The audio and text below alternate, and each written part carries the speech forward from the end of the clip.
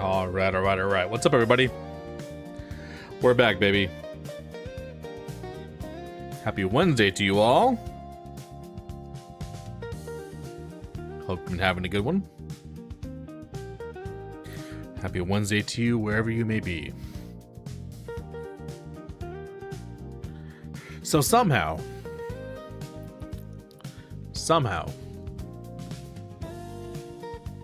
beyond all reason and beyond all possibility,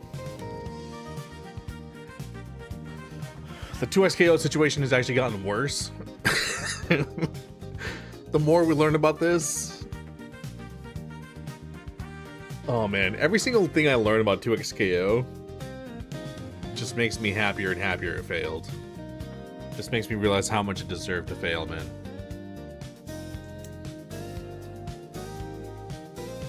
Just profoundly deserved to fail, you know what I'm saying?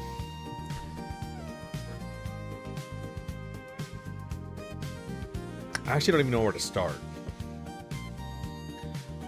As I'm sure most of you know,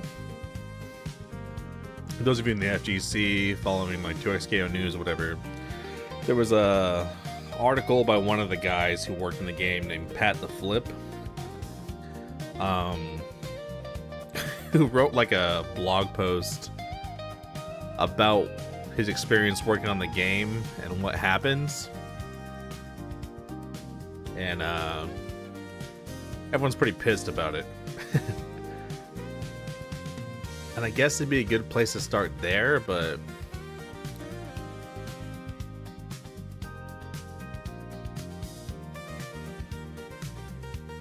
I feel like most of you probably read it by this point, you know. But just in case, I guess we'll start there. Let me actually pull that up.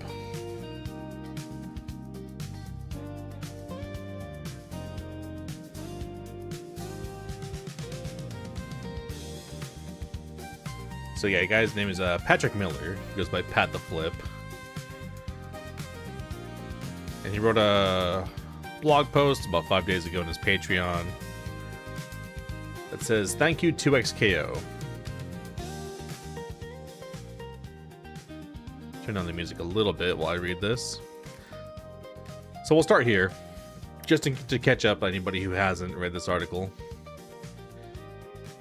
Let me zoom in a little bit.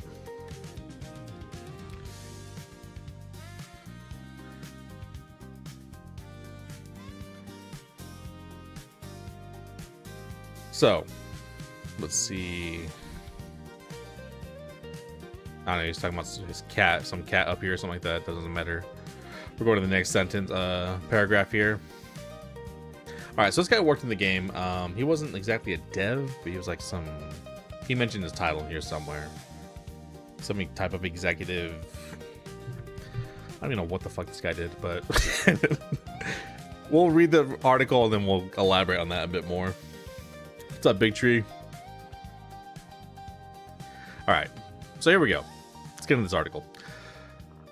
Now it's time to write a bit about 2XKO, since its cessation of active development was announced yesterday. Details are in the post in case you missed it. They're still going to release the 2 upcoming champions, Lux and Samira, and the servers will remain active, but the team itself will dissolve in December 2026. That the game hasn't been doing great is probably not a surprise to anyone paying attention, but to announce a shutdown less than a year after the game's official release is tough. For anyone who's in the layoffs, though, this is expected.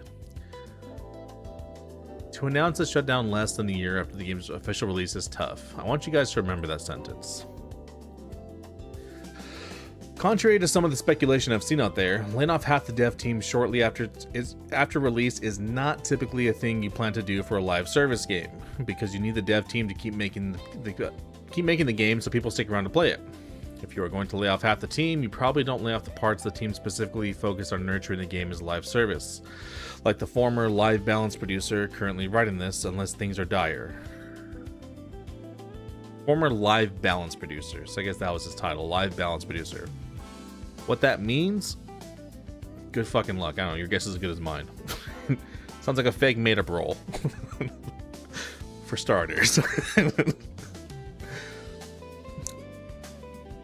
But he sounds mad salty he got laid off. It's like, I think you're overvaluing your importance here, guy. but we'll continue on. You guys will see why I say that. Laying them off is only something you do because you already know the game isn't going to cover its operating expenses. Yeah, I think they knew that because you guys took 12 years to make the game. And by the time you released it, it was shit. So Riot was like, oh yeah, there's no way.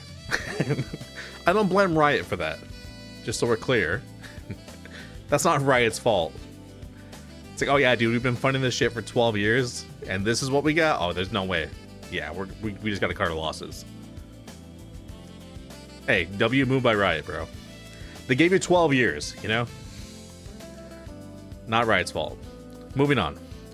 I do appreciate the folks decrying 2XKO's abrupt ends, but turnarounds for game health and performance are so rare that you probably heard of most of the games that managed to do it. Yeah, there was like...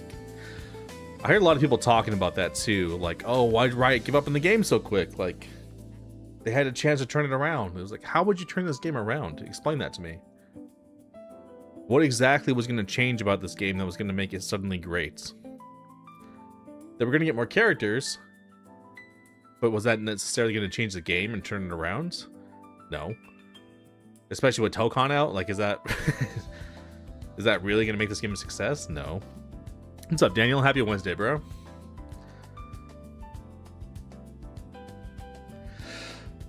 Here's some quick napkin math to explain the situation. If a game charges $60 base price, then its average revenue per player is at least $60, plus whatever the sell rate and amounts is for season passes and whatnot.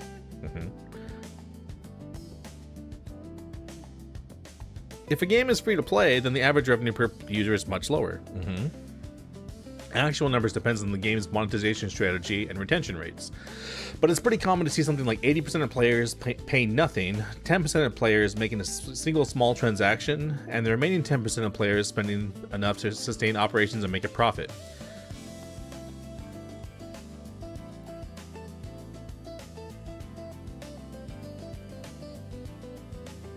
So he says it's pretty common to see something like 80% of players pay nothing, 10% making a single small transaction, and the remaining 10% spending enough to sustain operations and make a profit.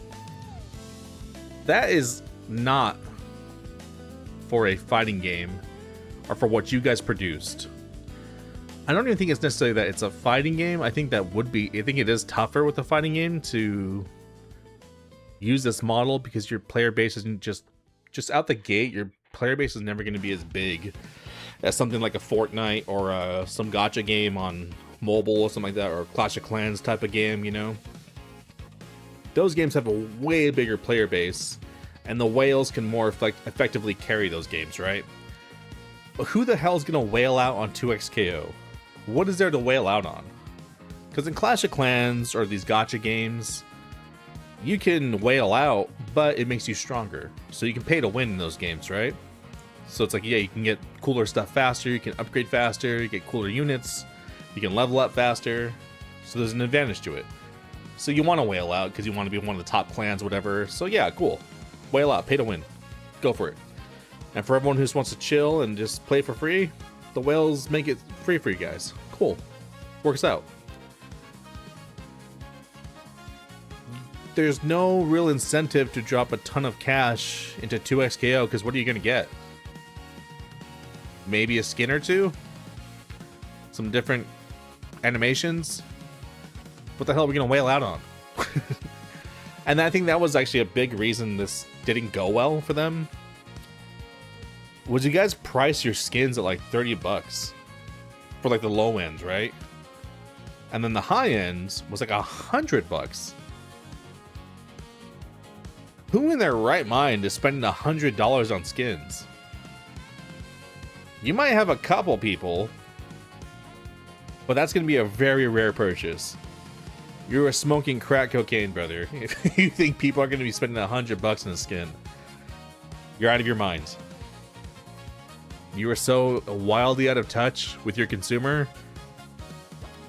I don't even know what to tell you. I can tell you that right now. Like, just general basic business principles.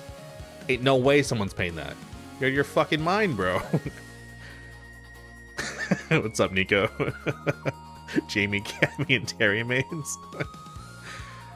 It's like, bro, you guys' price point was way too high. On top of that, you need to remember who your audience is. It's the FGC, man. Now, I might get a little flack for this, and that's fine. You can get flack. I'm not saying everyone in the FGC is like this. There's a lot of people in the FGC that are cool, especially a lot of the older school guys, like OGs. Like, a lot of them are, you know, gone on to done other stuff in their life, successful, doing well, and they still play fighting games, you know? Started businesses, have good jobs, whatever. But there was a big chunk of the FGC, especially the type of people that gravitate towards a game like 2XKO, this Kusoge games, whatever they call them. That's just like super grimy mix and just super oppressive and broken and stupid. The players that gravitate towards those games tend to be super degenerate nerds. Super degenerate dorks. Not successful people. These people barely have jobs, most likely. They don't have money to spend on your game, bro. The fact it was free to play is the only reason people were playing this game. And you couldn't, that was the problem, is that I think some of the data points might have suggested like, oh, well, people are playing the game. Yeah, they'll play it because it's free. Their broke asses will play it because it's free. Like, they will do that. Are they going to spend money in the game? No, it's like a lot of these people don't even have any money to spend. And then the ones who really love your game, are they really going to spend that much money on it? No, like there was never a chance for, like his point here, like the top 10%, the whales, they're going to make it sustain operations and make a profit. Those whales in other games, there was another game I played on mobile a couple years ago called Last War. People, the strongest players in those games, because it was pay to win, you know, legit were dropping like $1 million. I kid you not. legitimately $1 million. But the growth progression in that game allowed for it. And the people who dropped that kind of cash were like, there was a certain prestige level, like prestige 15, right? And the only way to hit that within a quick, like, condensed amount of time for like, I think I played it for like a year. The only way to hit that within a year was you legit had, we did the math on it, I think you legit had to drop close to like $500,000 to $600,000. That was a lot of money. It was not a little bit of money. This was a pretty penny. And the devs would actually reach out to those players and be like, hey, because you've dropped so much cash in this game, like, we appreciate your support. We'll make you a customized base that's unique from everyone else's, like whatever you want. So some guy was like, cool, man, make me a Millennium Falcon. Another guy was like, make me a golden throne with like minigun machine guns on it, you know? And they made it. And they had like unique animations and all this cool different stuff. So like, that was pretty cool of the devs to be like, hey, we'll do something super unique for you, you know? That was dope. So, but like, you're not gonna have that in this game. There's not even a possibility you guys even build it in a way that's possible for your customer to spend that much money on it. So there's no way you're ever gonna turn a profit. How the hell were you gonna recoup that much money after 12 years of development? That wasn't gonna happen. That was literally impossible. I don't know how anybody thought this was a good idea. The only way that was possible is if you guys were focused, locked in, the team was competent, knew what they were doing, and was like, hey, this is exactly what our vision is for this game. We've already worked on this. We already have like we already know what we want. We already know what we want, and we already have it in minds. We just want to get to work. And we're going to crank this game out within like a year or two. The dev cycle for this game is going to be like 3-4 years tops. But we're going to be like locked in, and we're going to get this game pushed out, you know? I mean, Street Fighter 6 was probably, what, 4 or 5 years dev cycle? And look how that came out. Way more polished. Way more polished. It's possible. You just gotta know what you want and what you're aiming for. And I think a big part of 2XKO's failure is it had no idea what it wanted to be. There was no vision for this game. Nobody had a clear vision of what this game was supposed to be. And so here we are. Tried the game, but it felt too robotic. Movement was not good. I didn't necessarily care for the movement in 2XKO. The input delay sucked. I didn't really care for the input delay. There was like times I'd be pressing buttons, I just want to come out. Didn't feel snappy and responsive. Impact of the hits didn't feel good. Stages were boring. Characters were boring. Gameplay itself, like, I think combos are fun. I enjoyed labbing combos. But there's only so many combos I actually enjoyed, you know? Like I did Alawi's combos, didn't feel that fun to do. Yasuo's combos felt fun. But aside from that, there's a lot of other characters I just didn't click with. Didn't seem cool, didn't seem enjoyable. The roster was way too small on release. The product that we got on launch was just inexcusable. For 12 years of development, it's just incredibly inexcusable. It was just doomed to fail. Capcom releases a Ken skin from Street Fighter Turbo with a long hair. The Street Fighter Alpha. Alpha Ken would be sick. Pay $1 million.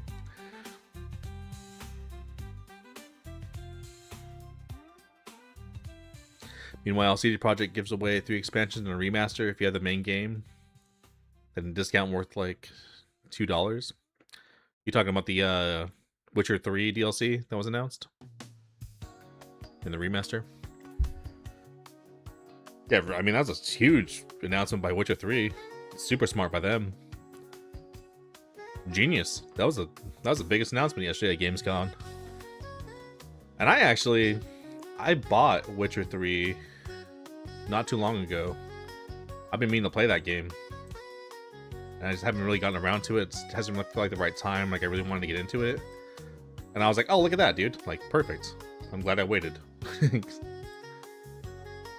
So, I'll be starting to play through that next month. The whole remaster's coming out. And new DLC. Perfect. Perfect time to jump in and experience that game, you know?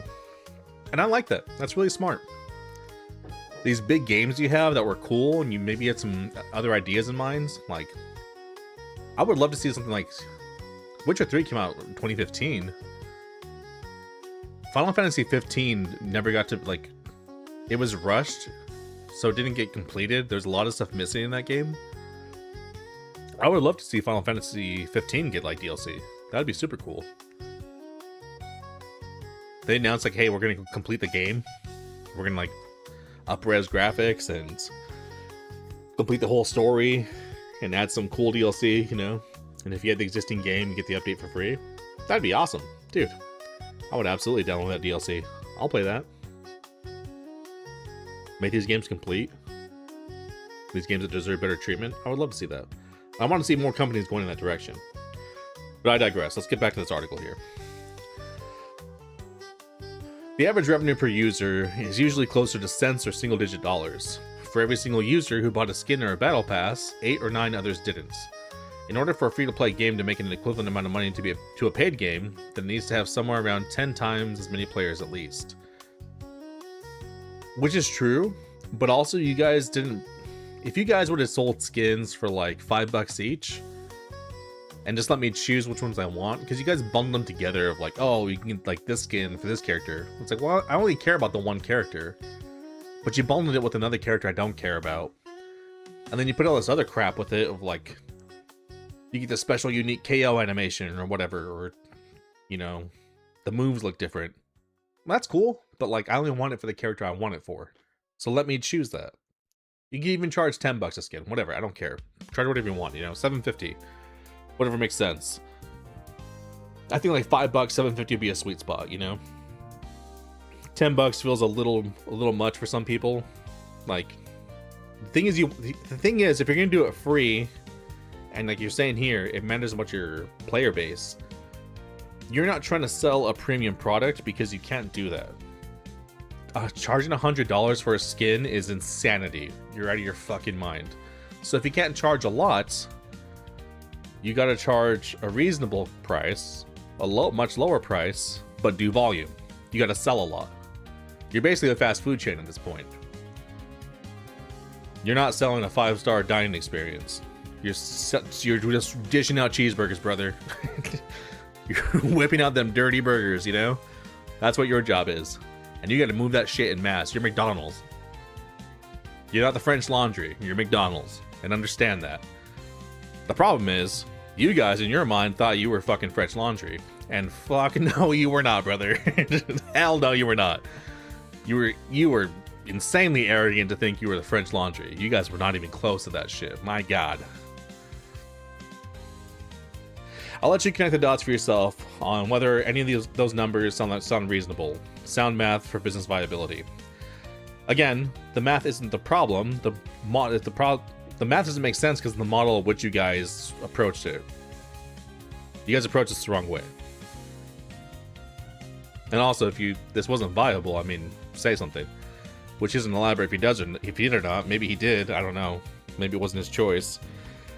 Those are the kind of details where his fault or not, the whole team's fault. It's like it's your whole team's fault. You guys. That's one of many, many issues with the game. One of many areas you dropped the ball. Personally, I was mercifully insulated from any of those conversations, so he wasn't insulated from the conversations. But, I mean, yeah, I don't know who made that choice.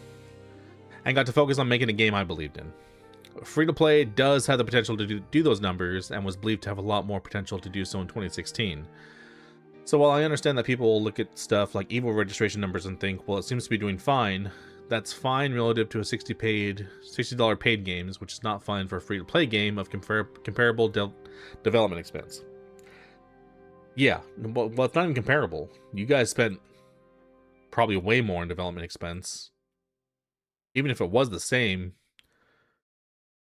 it was nowhere near the same end result. You know, you guys did not produce.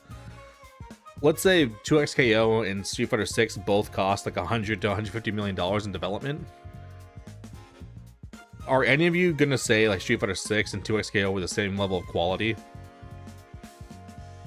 Nobody would say that.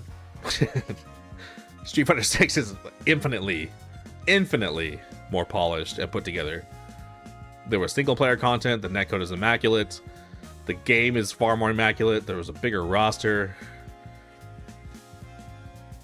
it was bug free, it worked as intended, they weren't hot patching everything every single week. It was like, no, this was not even, those two products aren't even close to comparable. Street Fighter 6 outclassed 2XKO by light years.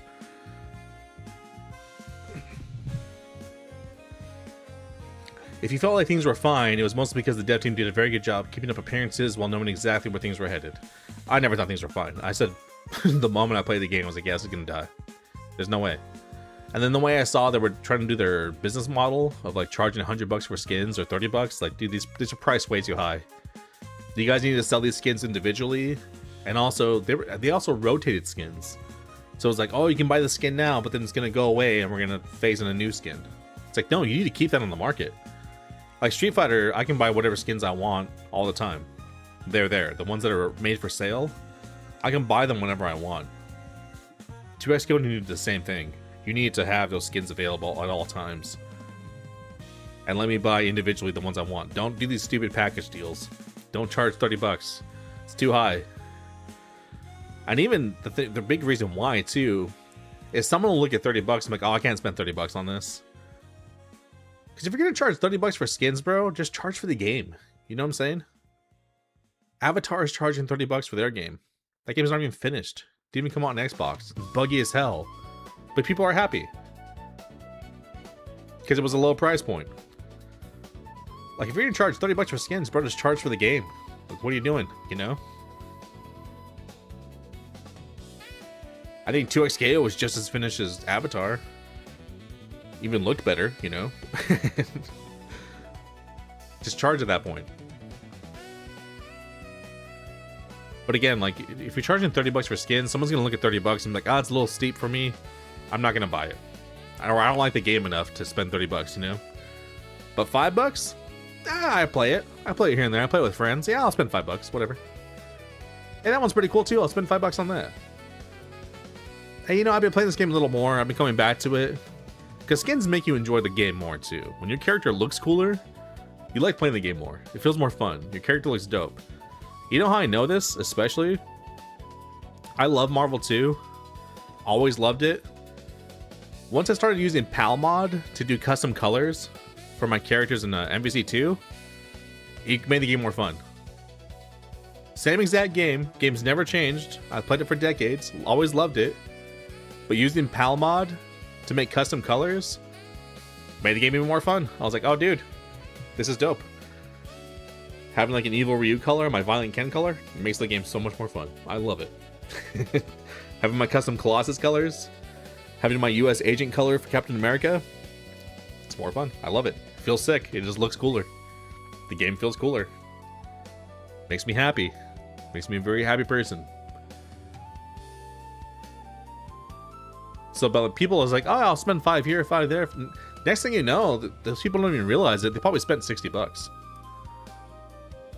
But when you're charging 30, it's like, oh, it's a turnoff.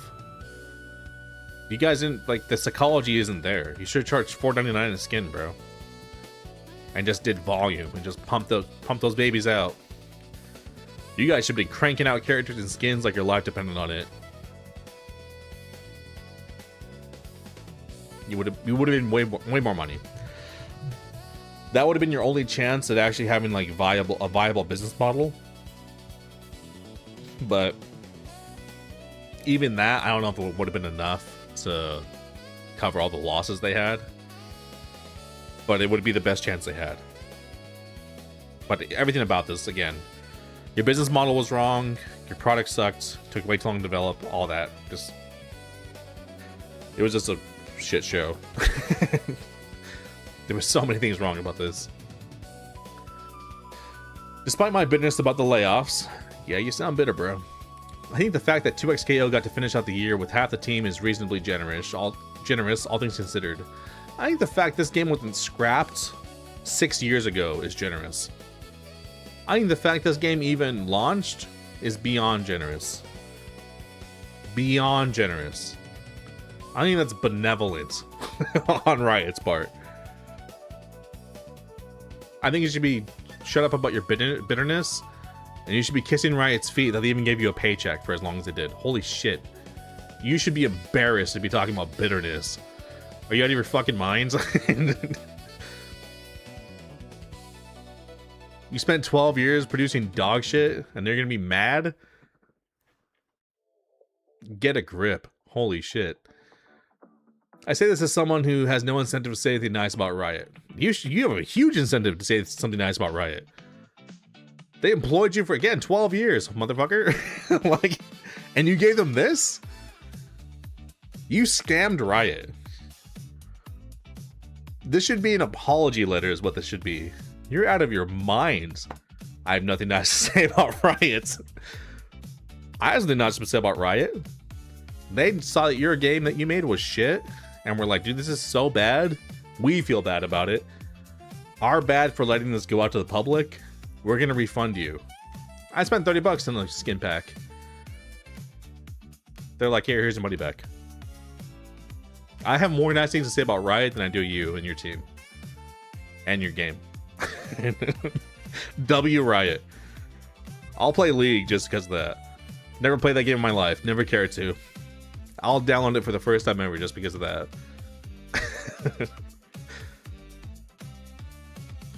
I don't think anyone else would have bet on fighting games like this. I don't know if anyone else will ever bet on fighting games like this. And despite the long and varied list of criticisms I have about the company in general, the willingness to make that bet was what kept me on 2XKO for all that time.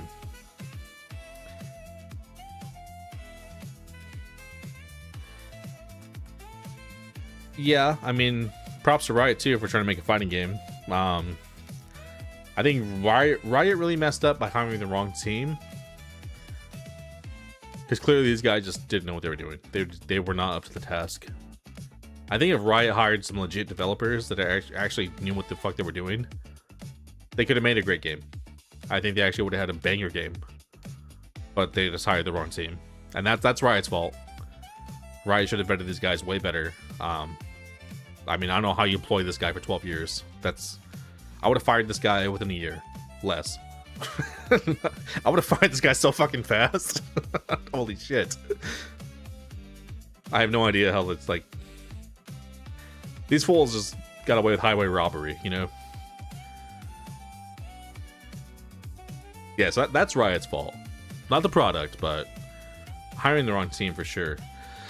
But from what it sounds like is they bought the dev team that was working on Rising Thunder, which included Seth Killian and some other guys that actually did have a better idea of what they were doing, which is why Rising Thunder was kind of a better game in that aspect.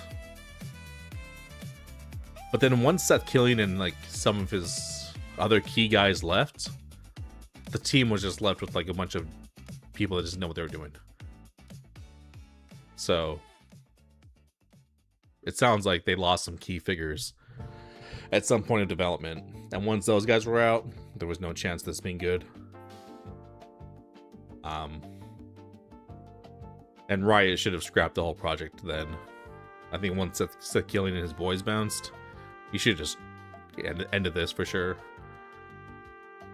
Or not necessarily end of the project, but bring in a new dev team to handle it, because these guys just weren't up to task.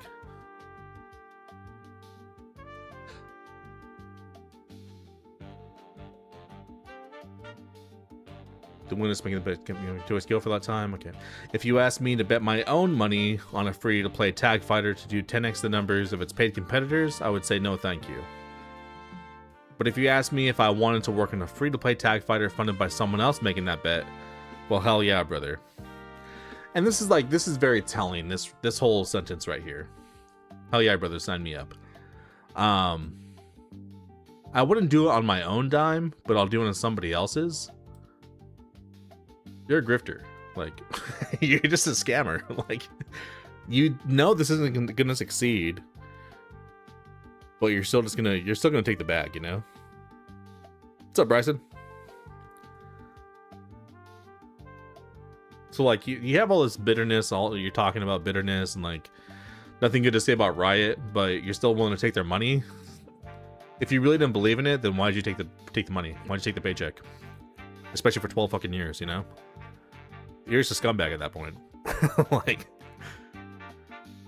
it just sounds like some disgruntled employee who just shows up and does shit work and like isn't actually passionate about the project or their job, doesn't do anything well, and then it shows in the product. It shows in the work you produced. Yeah, this game did not feel passionate or inspired in any way.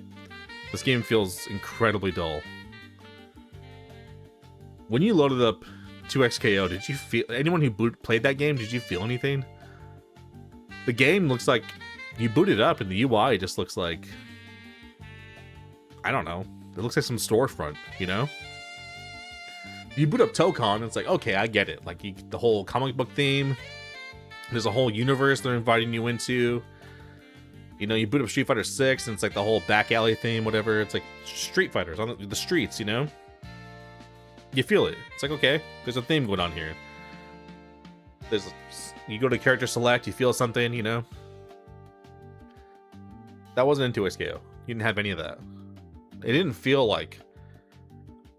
I've never played League of Legends, but I imagine the aesthetic and like the feel of League of Legends would feel very different from what I felt from 2XKO.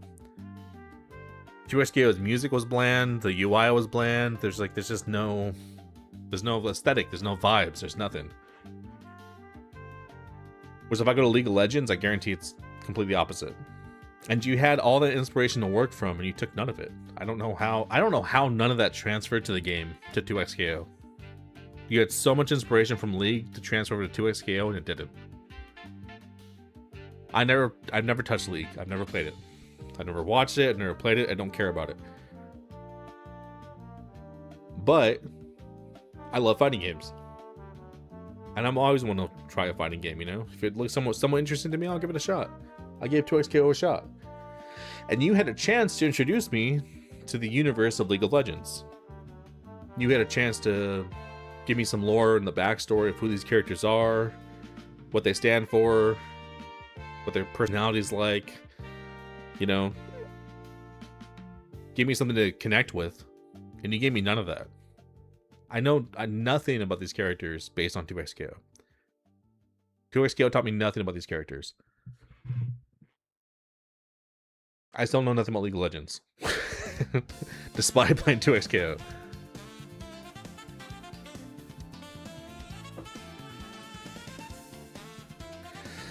If you ask me how the hell someone came up with that bet at all, all I can tell you is that the betting wasn't my job, and what I know of the story behind it isn't particularly interesting anyway. It's just people doing the best they can, making decisions in the moment based on the information they have. No one can predict the future, and the ones blessed with Apollo's gift of prophecy are just guessing. I don't know, man. I predicted the future of your game, and I wasn't guessing. I told you exactly why I was going to fail, and the reasons I gave were exactly why it failed. So, it might be guessing to you, because you don't have any pattern recognition, you don't understand what makes a fighting game good, or like understanding the history of fighting games, what resonates with people. So to you, it probably feels like guessing. It's not guessing. There's a method to this, which you seem completely unaware of. So if you're looking for a spicy tell-all or something, it won't come from me. I do have a longer write-up I'll post sometime next week, specifically about the stuff I worked on, but today's post is mostly just about how I feel about the game, now that I've had a little distance from it. Before I go any further though, I want to clarify for the people who read this and don't know who I am. I worked on the 2XKO and Project Elo for 10 years, as a designer and producer on several different parts of the game, including core gameplay, the metagame systems team that would eventually become the lobbies, and finally as a producer on the gameplay analysis and life balance team. I probably had a hand in many of the things you love or hate about the game, and you can blame or praise me for whatever you'd like, but I assure you that the process by which 2XKO became what it did is not singularly attributable to any individual human on the team, not even the executive producer or game director, and so whatever narrative you have in mind while reading this is probably wrong. No, the narrative probably isn't wrong. And this like arrogant asshole writing he has like throughout his article, whatever you have in mind is probably wrong. It's like, no, it seems like no one's saying this one individual is responsible for this. We think the whole team sucked. We think your whole team fucking sucked. And we're right because of what you produced. You fucked up. So no, we're not wrong.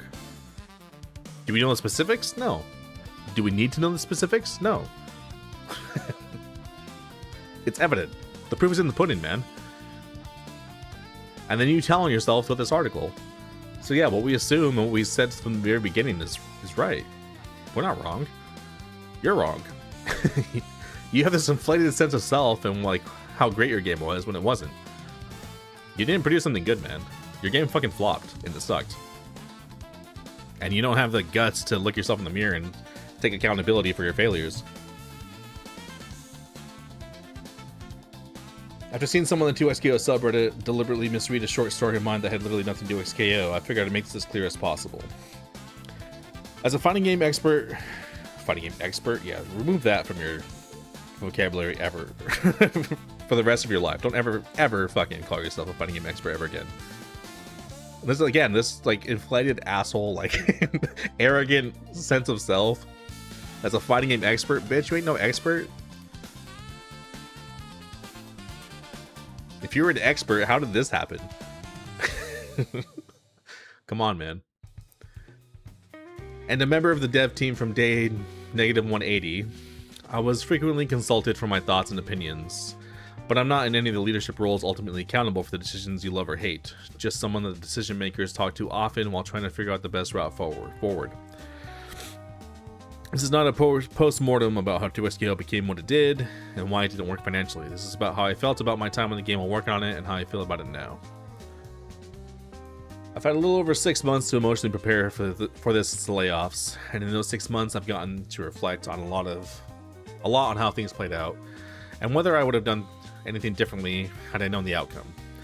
There isn't much that I regret, and clearly nothing that would have changed the course of the game. There isn't much that I regret, and certainly nothing that would have changed the course of the game. So you learned absolutely fucking nothing from this experience? It seems like there's a lot you should regret. And there's a lot that would have changed the course of this game. Like, this just proves to me you have no idea what you're talking about or what makes a successful fighting game. Don't ever call yourself a fighting game expert ever again. If this is what you walked away with, you don't know what the fuck you're talking about. And if, at the very least, just walk away with the realization that, oh, I just don't know what the fuck I'm talking about. I'm not built for this. I thought I was. I bit off way more than I could chew. I was in way over my head. I thought maybe I had some good ideas or like I was capable up to the task. Turns out I'm not. Turns out fighting game development's really hard, and I tried, but yeah, no, it's really tough. Not for me. I'm gonna leave that to people smarter than me. That's what you should walk away with, not this. Hell no, not this. Anyone who worked with me during the time can probably remember a meeting or conversation where I said one of three things. My job is to figure out how to make an awesome fighting game. Making it profitable is someone else's job. Wrong. Wrong. What the fuck are you talking about? One, it is true your job is to make an awesome fighting game. Which you didn't. Which you didn't. It's also true that making sure it's profitable is also your responsibility. Because you know what's going to make it profitable? If it's good. Simple. That would be like, I went to work at a restaurant, right? And I'm a chef. And I'm like, hey man, my job is to make like good food, not make sure it sells. What do you think makes food sell? Now, so you might interpret the sentence of what he's saying as like, oh, well, he's not responsible for marketing it, for the business side of things. That doesn't make something sell. I've worked in restaurants. No one came in and ordered something because it was on a flyer.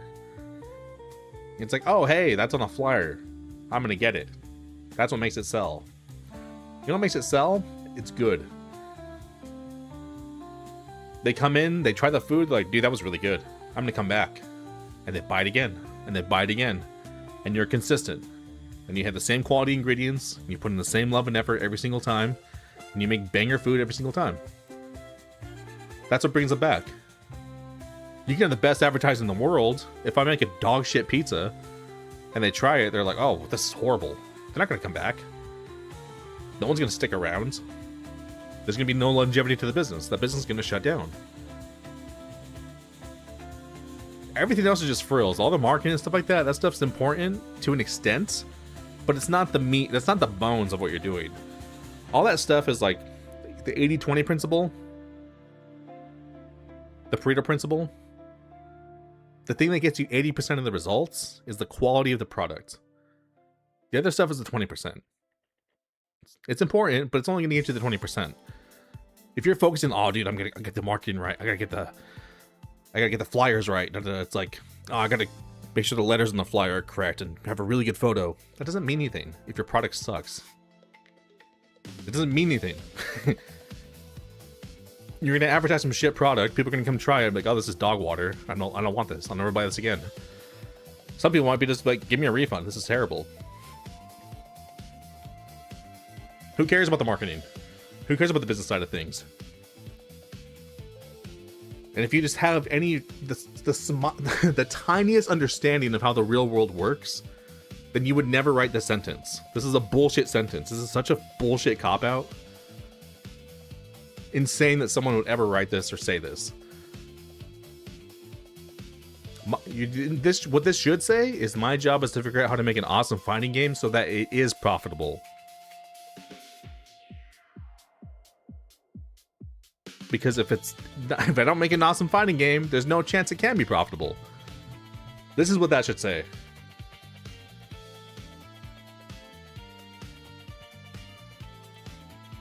I would rather make an interesting failure than a boring success.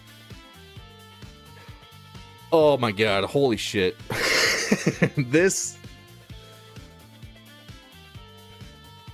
has been going around the internet and everyone's been talking about this, like within the FGC. The moment I read this, I was like, alright, this guy is so far up his own ass that it's unbelievable. He's past his ass and he's in like his intestines. This guy is so far up his own ass, it's unbelievable. I would rather make an interesting failure than a boring success. I got news for you, buddy. You made a boring failure. That's what you did. So you failed on both. You didn't hit any metric. You're a failure on both ends. Holy shit. Also, this is a bullshit dichotomy. Success and interesting are not mutually exclusive. As a matter of fact, they go hand in hand. You know what makes a game a failure? It's boring. Nobody's gonna play a boring game. If you want to sell a video game, guess what it needs to be? It needs to be fun. If a video game is not fun, why the hell would someone play it? Also, screw interesting. Your game needs to be fun. How interesting is like a fighting game really? You know? Think about the most successful fighting games ever. How interesting were they? They were more so fun. Like, I get interesting to an extent, yes. You want to delve deeper. You want to dig into the game. You want to lab more. You want to figure out the intricacies of the game. But you don't want to do that if the game's not fun. Fun is the first step. Fun and cool. Those are the two things that get someone in the door. If it looks cool and it's fun, people are going to stick around. If it's not cool and it's not fun, no one's gonna want to stick around, bro. But when things are cool and fun, it blows up. People are like, dude, this game's so fun. This game's so cool. I love this game. Dude, have you played this? Check it out. Word of mouth. Spreads like wildfire. For a fighting game expert, quote unquote expert, which this guy's not, fucking forever calling himself that. Holy shit. You'd think he would understand that, but he's not a fighting game expert. He's a fucking bum. What do you think caused Street Fighter 2 to take the world by storm? Why do you think the Versus series is beloved to this day? Why do you think Marvel 2 is so loved? Marvel 3? Why do you think Dragon Ball FighterZ sold over 10 million copies? Did any of that ever run through your head? Like, did any of that ever occur to you? Like, those games are massive successes, actually. Are you calling those games boring? They're a boring success? You're calling Marvel 2 boring? You're calling Street Fighter boring?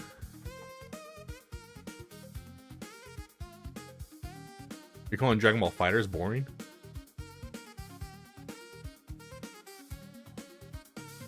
Those games are not boring. Those games are extremely fun. Those games are way more fun than your game. Street Fighter is so fun, it's still alive today. 30 years later. More than 30 years. Damn near 40 years at this point. Your game didn't even last a year, bro. And you have the audacity to talk about interesting failures? What was interesting about 2XKO? Really? Think about it. What was really interesting about this game? All they did was take a bunch of concepts from other games and put in their game. And hoped it like worked. Oh, let's take parries. Let's take fuse systems that are basically like groove systems. Let's take active tag, which has been in other games in the past.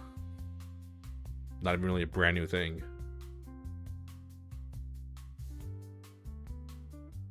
What was so cool and original and interesting about 2XKO? There was nothing, man. Like, nobody stuck around.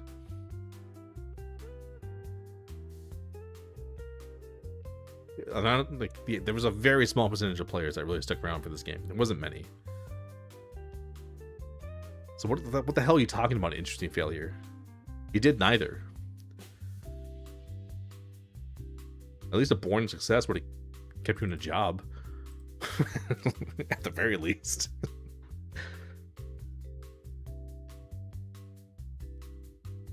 enjoyed it when you played it, I'm also not someone who knows the difference. Yeah, I mean, you can enjoy it when you play it, you know, but like, how long did you play it? Is the big question, you know? Were you constantly going back and like, dude, I really like this game. This is super fun. Can't stop playing it. Or was it just like, oh, it's fine. That's not bad. And that was it.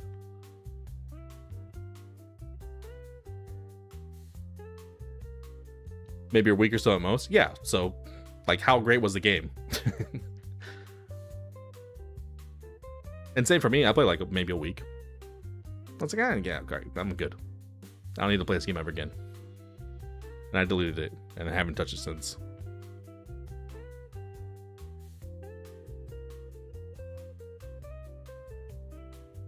Like, the game had no longevity, had no legs. There was nothing to entice you to keep on coming back.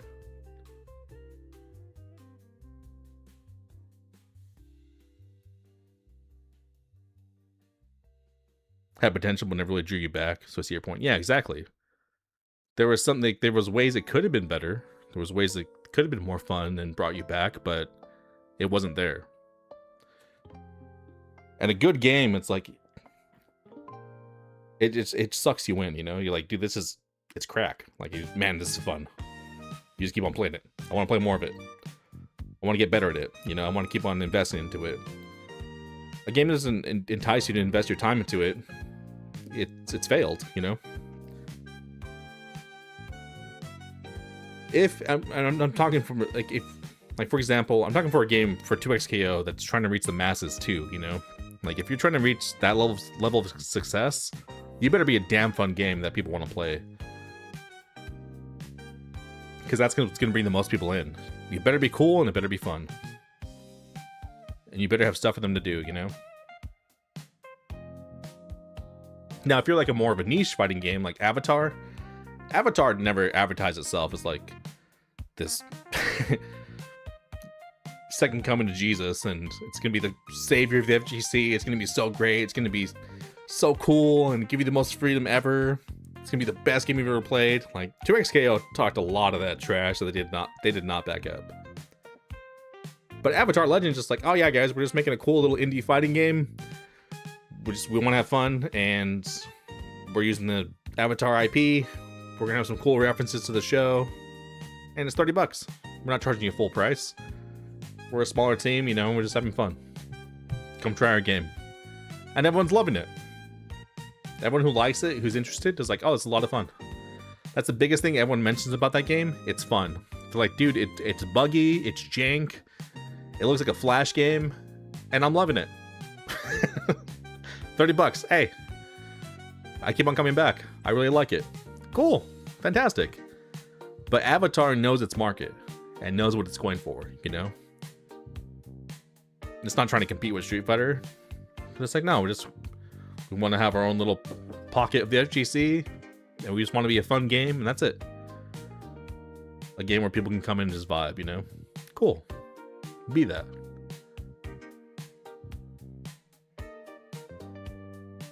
Last line here. Why not? The worst thing that happens is that we all get fired. Well, the worst happens. You know what? That's not even this is the wrong mentality too. The worst thing is that you talk a bunch of shit about your game going to be so great, and then you don't deliver. And then you ruin your reputation, and no one trusts you ever again. And people get pissed off at you and hate your game. That's the worst. Getting fired's bad, and that's a very bad thing, don't get me wrong. I mean, people got their families to support. To just so flippantly say, worst thing that can happen is we get fired. Well, yeah, it's pretty bad, man. What the hell are you talking about? And typically, it's an incentive to like, hey, I don't want to get fired, so let me do a good job. Maybe that's a better approach to your job next time. If you get another job, which seems very doubtful at this point. The job in front of us was not to play it safe, and given this, none of the outcomes here are particularly surprising. See, but like, what did you do that was like so, oh man, we didn't play it safe. Like, we really pushed the boundaries, or oh, we're so interesting and so cool. It's like, you didn't, what'd you push the boundaries in, man? What'd you do that was so original? I'll wait. Like, what was so cool and original about 2XKO? I think Tokon tried to push the boundaries. Tokon's trying 4v4. No one's ever tried 4v4, and they're trying to make it work, you know? You guys reverted back to 2v2. Active tag isn't something new. That's been around. You guys did few systems. Looks like groove systems. What did you do that was so new? Explain to me. I didn't see shit that was new.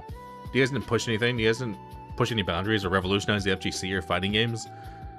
You played it safe in a shitty way. So like, get this like pretentious up your ass commentary out of here, bro. You have no self-awareness whatsoever. There are a lot of parts of 2XKO that are riskier bets than other fighting games. Free to play, that was just a bad call. I mean, again, the whole business model. I've already talked about this in reading this article. If you're going to try to make free to play work, much lower price points. You guys' price points were way too high. That's the only chance you had at that. Also, the dev cycle, dude, never have a 12-year dev cycle ever again. What the hell are we talking about? Should have been scrapped at most year 5. Active tag. Active tagging isn't even a risky bet, honestly. And that's just cope. High-powered characters with simple inputs. I think the sole simple inputs was a problem. Not so much because of simple inputs. DNF Duel had simple inputs, and I thought DNF Duel was way more interesting than 2XKO was. It was broken to hell once they discovered, like, people figured out what we could do. And they tried to work on balancing that in the future, but initially the game was pretty broken. But once people found that, what was his name? The wind dude, little elf wind dude.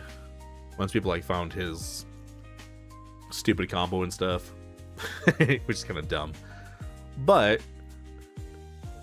DNF Duel had simple inputs, but they did it in a smart, intelligent way that the button scheme wasn't absolute hell. The button scheme in this game, I think the biggest problem with the simple inputs in this game was the button scheme was so stupid. The button scheme was awful. It was horrible. I tried playing this on an 8-button fight stick. It was impossible. You need like 13 buttons to play this game. I bought an Ori fight pad with like 12 to 13 buttons on it just so I could play 2XKO. The button scheme was trash. Absolute garbage. The high-powered characters, it's not necessarily that they have simple inputs. You guys just made high-powered characters that were just stupid. Echo was just stupid. It was just dumb. Yeah, that was just dumb. That wasn't even a risk. That was just stupid. Just don't have that. High rewards for difficult execution. That's not a risk either. I don't know what this is. How is this a risk? High rewards for difficult execution. Every fighting game said that. Tons of fighting games that are beloved and considered the best fighting games of all time have that. How is that a risk? That's something you should have in your game. What are we talking about?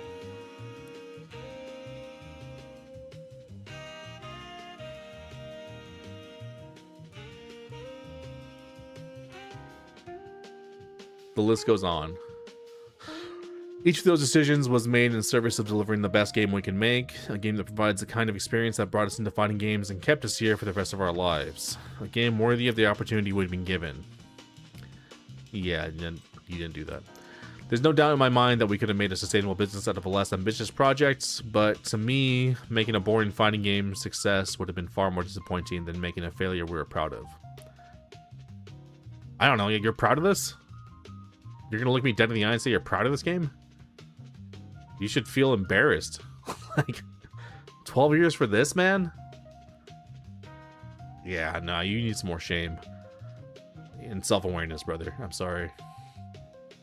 I'm not sorry, but damn. There's an alternative future where the game was financially stable and utterly devoid of sauce.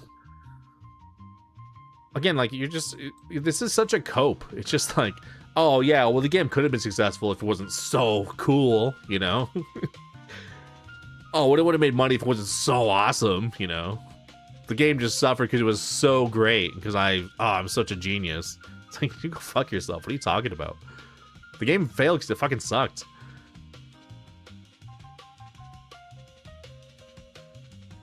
There's an alternate, what you should say, there's an alternate future where the game was financially stable because it had sauce, because it was good, because we didn't produce a dog shit after 12 years. That's what you should say. Fix your language. Fix your mentality here. You're out of your fucking mind.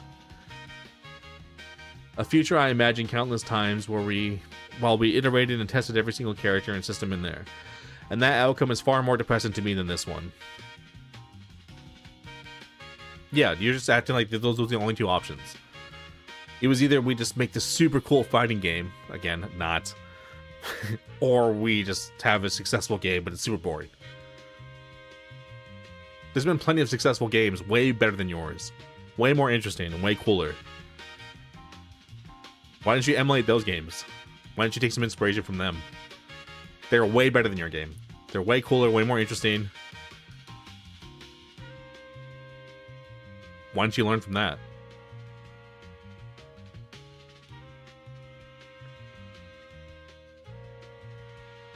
You could have made an interesting and cool success.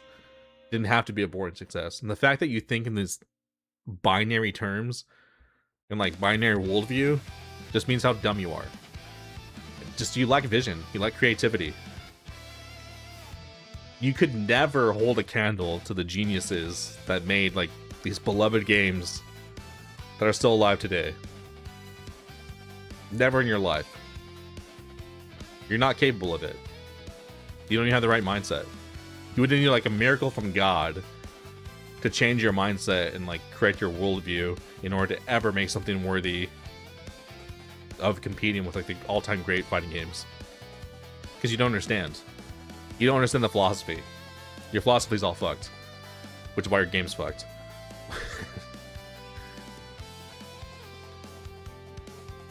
I imagine countless times in the future. I imagine countless times while we iterated and tested every single character system in there, and outcomes formed to us. I probably would have just quit after launch anyway. You should have done that. Probably would have been better for the game. As a game developer, I think the power of video games is that they can make us better, and I want to make games that do so. In fact, I gave an internal Riot talk on this once. You were the last person that should ever talk to anybody about this. The last person. Because apparently you know fuck all. If a game isn't challenging or frustrating, I'm not interested in playing it, nor am I interested in making it. And if given the choice between shipping something boring or not getting greenlit to ship at all, I'll take the latter every time. Again, you're stuck in these binary terms. Your focus should be successful and interesting. That's what we're aiming for. That's the only goal. Instead, you have this like bullshit scapegoat of like, oh well, yeah, I'd rather make an interesting theater, blah blah blah. It's like, no, hold yourself to actual standard. Keep yourself accountable. Say no, we're aiming. If you had any balls or any guts, an actual spine, you would say like, no, we're aiming for interesting, successful, and we're going to accomplish it. Damn it, and we're going to do whatever we have to do to accomplish that. Imagine Kobe Bryant being like, oh yeah, well, I'd rather lose a championship while playing interestingly than winning the championship and using boring fundamentals of basketball. Did Kobe ever talk like that? Is that the mama mentality? What did Kobe say? No, job's not finished, bro. Like, we got work to do, you know? Until we win the championship, job's not finished. Until we get there, we're aiming for the absolute best outcome. And until we get it, we're not stopping. And we're going to work our absolute ass off until we get that result. If we don't get that result, we fell short. That's accountability. Not this bullshit pussyfooting this guy's doing. This guy's a bitch. I'm sorry. Like, this is such a bitch outlook. This is just straight pussy outlook.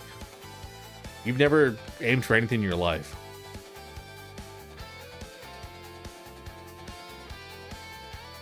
Especially when the end result is your game sucked. My God. What arrogance. I don't want to make things that waste people's time because there are plenty of other things out there to satisfy me just fine. Again, it's like, I don't want to make things that waste people's time because there's plenty of other things out there to satisfy that need just fine. Like, what are you talking about? What fighting games are out here that just waste people's time?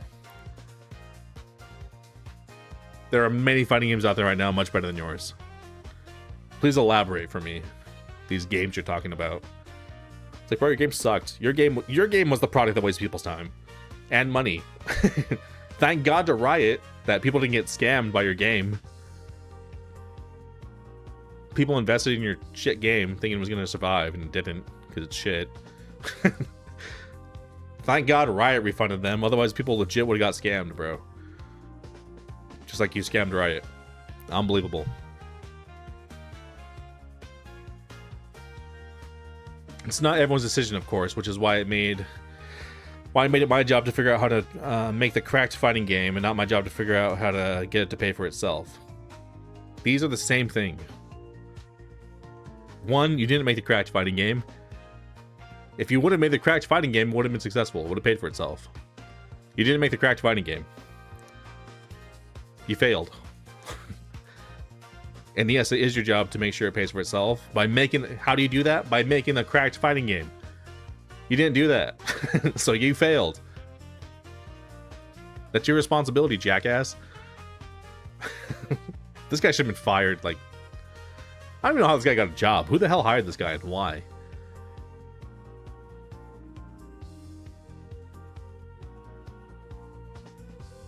You don't want me making product decisions because I have no personal professional motivation to make profit for a corporation. I have no personal or professional motivation to make profit for a corporation. You do have personal motivation because you need a job, jackass.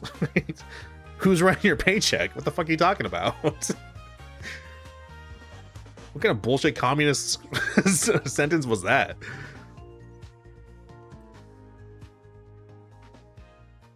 That was so stupid. It's not about making a profit for corporation. It's about making your game good, bro. Profits are a residual effect. That's a side effect if you're making a good game.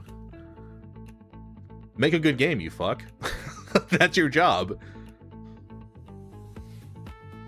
You should want to be profitable because you made a good game. That's indicative of the fact that you made a good game that people loved. But again, you're too stupid to understand this. Because your head's so far up your own ass. Holy shit. I take it as a point of pride that almost everything I've worked on in both games and journalism has been freely accessible without an upfront cost, because I grew up without a lot of money to access the hobbies I cared about dearly. Bro, shut the fuck up. I didn't grow up with any money. We were broke as hell, bro. We were poor growing up. You know what I used to do? I was like 6 years old. I'd get a big black trash bag, and I'd go around the neighborhood, and I would just collect beer bottles and beer cans. Because a bunch of people, we lived like like East LA in the ghetto, and people just drink and just all, you know, a bunch of dudes just get drunk and just throw their beer bottles and beer cans on the sidewalk, or like the, you know, just litter the sidewalks and like the grass. And I'd go with my black trash bag and I'd collect cans and bottles, and then I'd save up a bunch of them. And I'd tell my mom, like, hey, can you take me to the recycling place? And she'd be like, yeah. I'm gonna go in our beat up crap car, go to the recycling place. I'd get like 20 bucks and I'd go to the arcade. That's how I funded my arcade. That's how I'd go play Street Fighter. That's how I'd go play Marvel vs. Capcom 2. Or, no, what was it not then? By that time, like X-Men vs. Street Fighter. I'd play Marvel Superheroes, X-Men vs. Street Fighter, Children of the Atom. Spend like 10 bucks on quarters at the arcade. Spend like another couple bucks at Burger King or Arby's. And then like the rest of my money I'd go buy a toy at Extreme Toys at the Montebello Town Center. It's like, bro, like, so saving this bullshit of like, I grew up without a lot of money, so these things to be free. It's like, I didn't have anything free given to me. I went and earned it because I love these things. And anyone who loves your game, they're gonna find a way to earn money to support your game too. If they love your product and it's really cool and it's really good, they're gonna support it. Same, forgot all about that. Yeah, man, remember the good days? Doing the shit we had to do just to go to the arcade? Alpha, back at you, bro. My brother used to mow lawns, you know? That's how we would go rent Street Fighter from the video store so we could play on like Super Nintendo and stuff. Was Arby's and Burger King actually good back then? Bro, they were delicious. And it was so cheap. $5 at Arby's got you like a big old like roast beef sandwich, delicious curly fries, a large curly fries, and like an Oreo shake. And they were big back then too. They like, give you like a ton of food. I'd split that with like my brother or something like that. Burger King, you get a Whopper for like $1 something.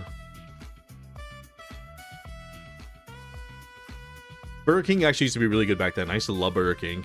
Now it's nasty. It's not as good. They're trying to bring it back, but it's still not as good. So yeah, I mean, I don't know. And just because something's free doesn't mean it's good, you know? And if you just really meant that much to you, taking as a point of pride that, you know, everything you have is freely accessible. I mean, I try to make things free too. I don't want to have a bunch of stupid ads on my stream or something like that. It's like, yeah, I understand that. Like, dude, I want you guys to just come chill, you know? I don't care about making money off of this or anything like that. I just want you guys to come hang out, have a cool place for us to hang out, you know? That's what I want. But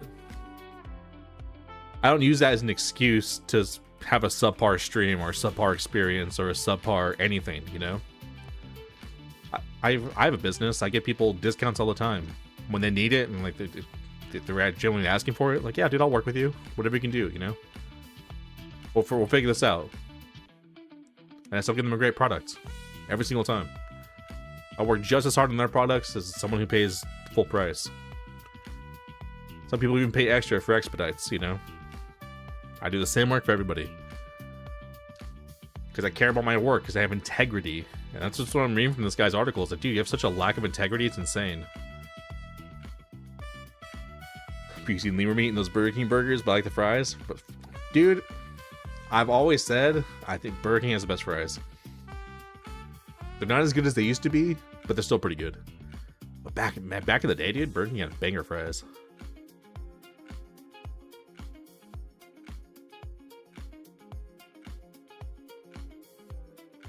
To me, the decisions that 2XKO made, as cracked as it is, stop like, stop blowing yourself, you know? As cracked as it is, bro, it's not cracked. Shut the fuck up. Your game's dead. Within less than a year, your game's dead, alright? Your game's not cracked. Calm down. The audacity to say this. In terms of sheer power and creativity that players can inflict upon each other in game, again, Mismooth this whole, what's so creative about it? What's so great, you know? What's so unique about it that other tag fighters can't do?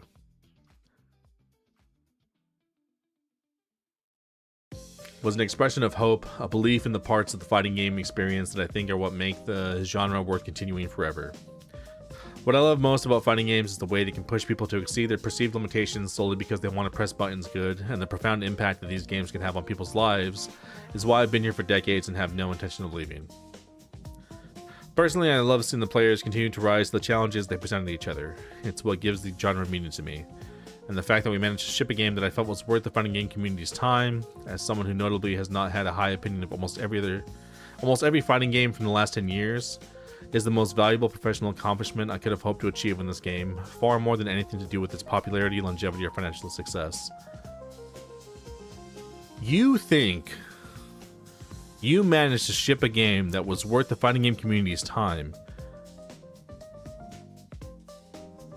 and then you also state in the same sentence that you're someone who notably has not had a high opinion of almost every fighting game from the last 10 years? I'm sorry.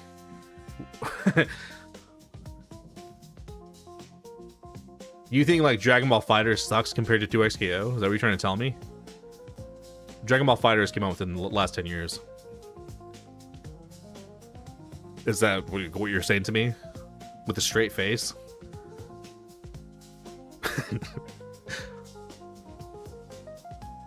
Bro, you're blowing yourself so hard, it's insane. Holy shit. I've been playing fighting games for decades. Dragon Ball FighterZ was infinitely better than 2XKO. Infinitely. It's not even the same universe. Dragon Ball FighterZ blew 2XKO out of the damn water. Are you insane?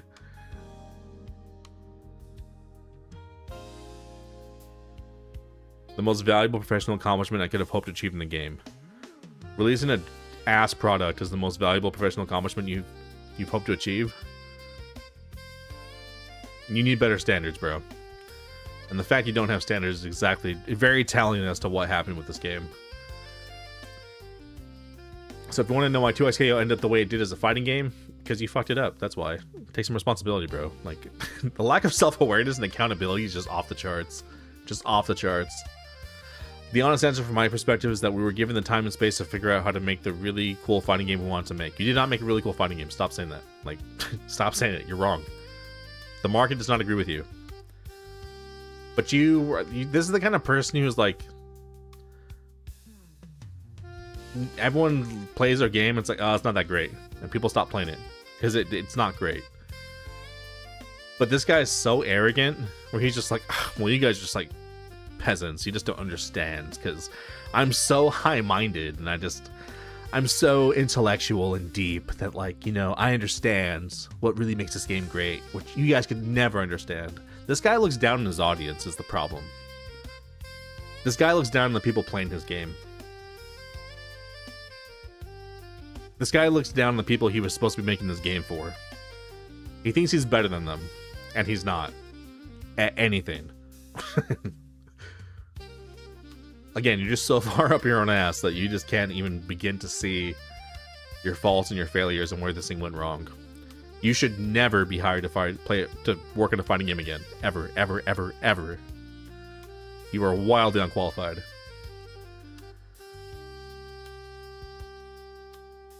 And the really cool fighting game we wanted to make as a team of fighting game veterans with an appetite shaped by decades of fighting game play was going to be a lot more opinionated in its direction and vision than the game built in order to return value to corporate owners.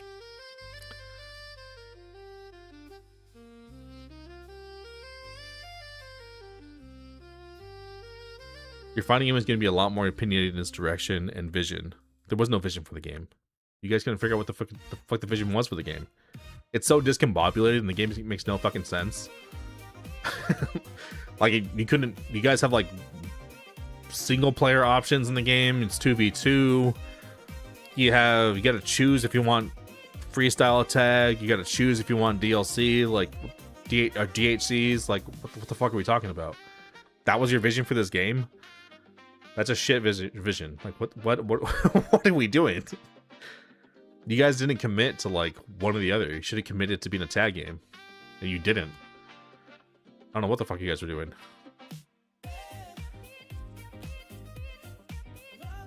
And again, this whole like communist bullshit of like, oh, well, we weren't worried about, you know, making money. It's like, yeah, we could tell you produce dog shit. If you were someone that was worried about making money, you would have made a way better game. The guys at Capcom, they're worried about making money. They made a way better game. The guys at ArcSys are worried about making money because they want to stay in business. They want to keep their jobs.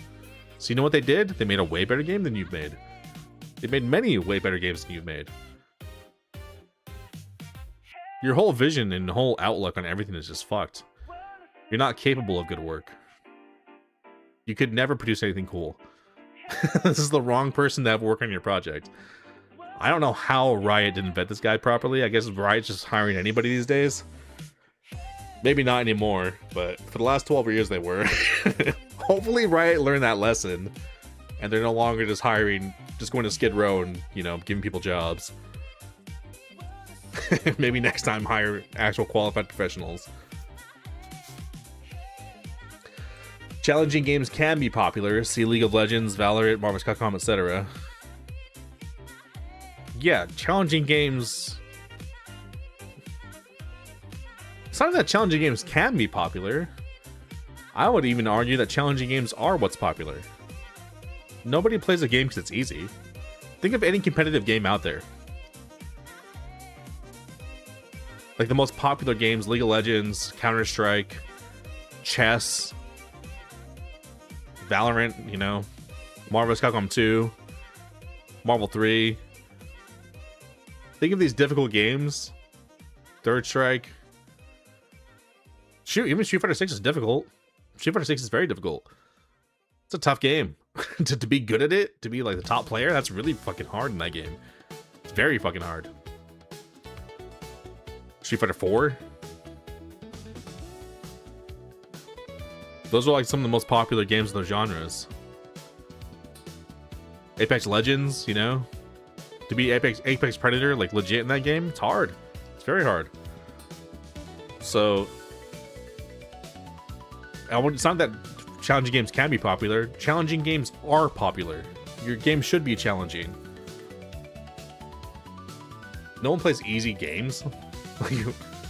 What easy games out there are people like that are the most popular video games? People love the Dark Souls games. Those are very challenging. You gotta get good at them. You gotta put a lot of time to get good at them. And people love it. People eat it up. People play the hell out of those games. The fact that, again, he says, like, it can be popular.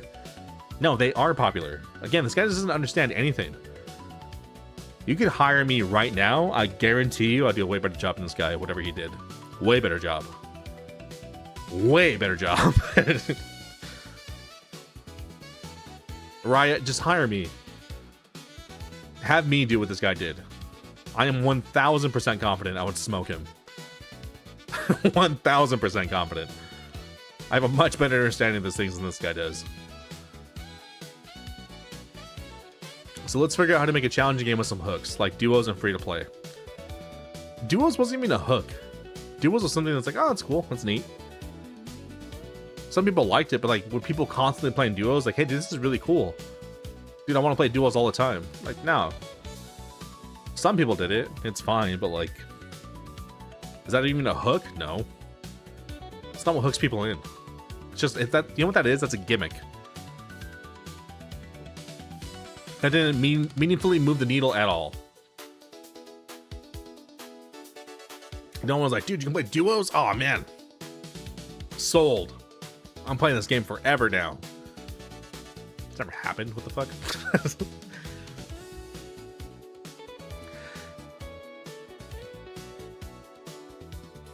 And free to play, like, free to play doesn't matter if your game isn't quality. Apex Legends is free to play, but Apex Legends is a very quality game. It's very quality. It's done very well. The gunplay is fantastic. The movement is fantastic.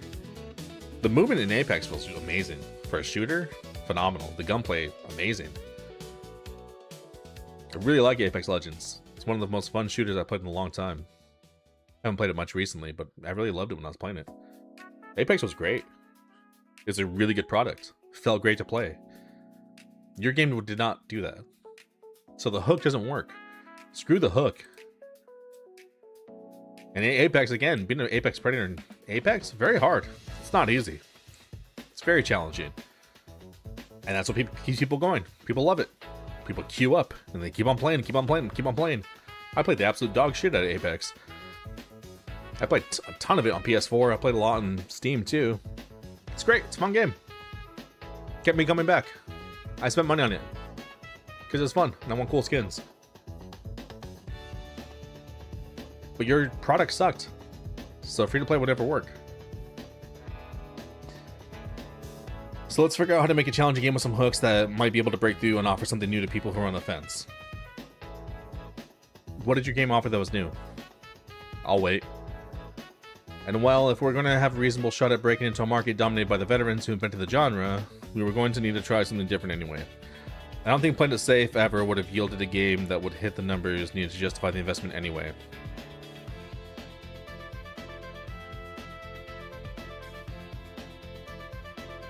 I don't understand what this whole Playing It Safe, like, what is Playing It Safe? You use this vague language, like, what does Playing It Safe mean? You guys didn't do anything revolutionary. You guys did play it safe, as far as I'm concerned. This is pretty safe. This is a pretty safe fighting game. This is a very safe fighting game. You guys didn't push anything, any boundaries, or do anything cool and new. What are you talking about? Certainly we're not going up against the dev teams who made the games that got us hooked in the genre way back when. If you find yourself asking, well, why didn't they just do X? The answer is probably because we didn't think doing X would make the game better, nor do we do X better than everyone else does. This is the most telling sentence out of this whole thing. Why didn't they do X? Because we didn't think doing it would make the game better, nor would we do it better than everyone else does. We're not up to task like the rest of our competition, is what he's saying. We couldn't do it like them. They do it better. We're not the geniuses we claim to be. Don't ever call yourself a fighting game expert, bro. The guys who make banger games are fighting game experts. Those devs know what they're doing. Those guys got it. You're not that guy.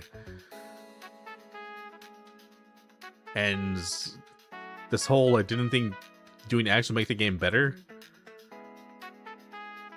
I don't trust your opinion on what would make a game better. So you're wrong. Again, you have a bad outlook on so many things. I don't even think you understand what would make your game better.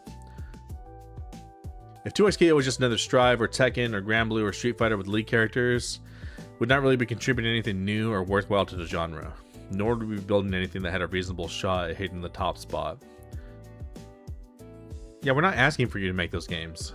You could have made a 2v2 tag fighter that was good. And what's more reasonable to compare it against now is like Tokon. So, in terms of tag fighters, which plays better, Tokon or 2XKO? Tokon plays way better. I think combo routing was a bit more interesting in 2XKO. Even that needed to work, but you could come up with some more interesting combos. But I think even Tokon, I can't even say that because I think Tokon is it's not even, people haven't even dug in yet. The combos people are doing right now in Tokon aren't very interesting. Everyone's kind of doing like loops and basic things. But like I'm watching like Clayton Chapman's channel. He's been doing like way more interesting combos. His combos look saucy. Like, oh, okay, that looks cool. He kind of has to like break the game in order to do it. There's like certain things you can do to allow you to do moves earlier and that makes certain combos possible. So I would like the Tokon team to just implement what he's doing into the game as the combo system and just kind of open it up a bit more. But even now, like it's still possible to do cooler combos. People just don't know how to do them yet. You just haven't practiced it, haven't figured it out. But the stuff Clayton's doing looks way cooler. Matter of fact, I'll pull that up.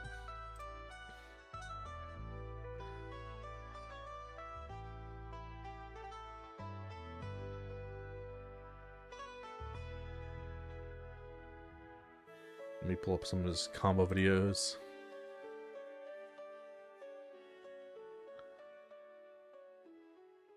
Like this is like an 82% combo with Magneto solo.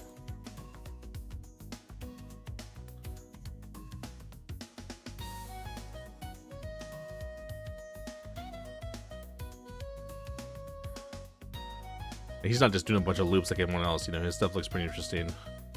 This looks way cooler than what I'm seeing people do, you know.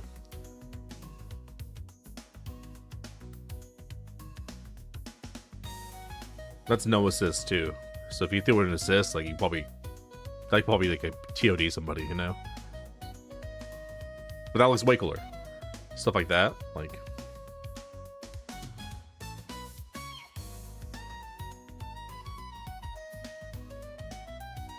This looks way cooler than what most people are doing.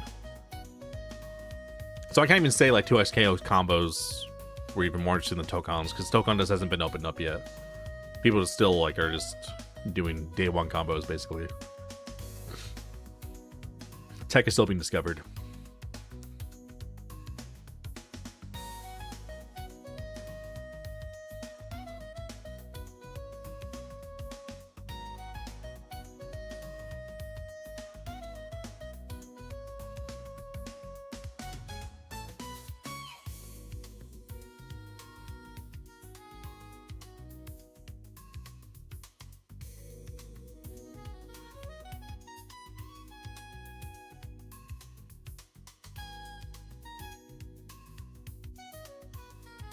Another thing about 2XKO, only certain characters had cool combos.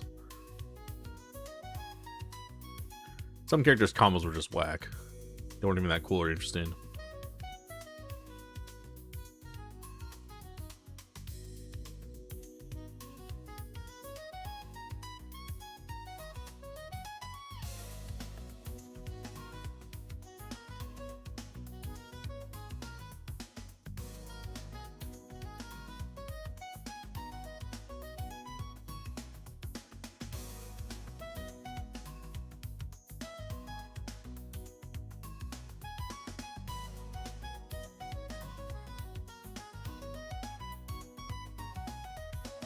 Yeah, these combos look dope.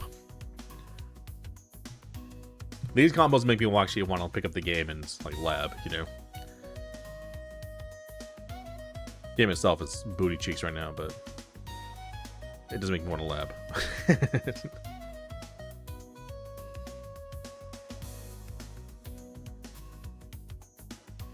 But yeah, like there's compared to Tokon, I think 2XKO falls short in pretty much every way. Except for Netcode. Netcode and 2XKO was better. Tokon's Netcode was garbage. Absolute garbage. So 2XKO was just in the strive, or Tekken or Granblue or Street Fighter with lead characters would not really be contributing anything new or worthwhile to the genre. Nor would we be building anything that had a reasonable shot at hitting the top spot. Yeah, no one's asking you to do that. We're asking you to make 2XKO good. That's what we're asking for. You could have made a 2v2 tag fighter that was good. You could have done that. You didn't. What your takeaway should have been was that, you know, we had a chance to be the first like tag fighter in a while that actually executed well, because Marvel Infinite dropped the ball. So we could have been a pretty cool active tag fighter that was interesting, that had really cool characters that we pulled from the League of Legends IP. We had insane source material. We had so many characters already made and designed for us. We just had to translate them to a fighting game. And we did none of that. We failed. You know, looking back, maybe what we should have done was, instead of including these arcane characters that no one gives a shit about, maybe we should have included the most popular characters from League. Maybe we should have let League players know that, hey, 2XKO is out. Maybe we should have chose a better name. Maybe we should have done these things that actually would have made people more interested in our game.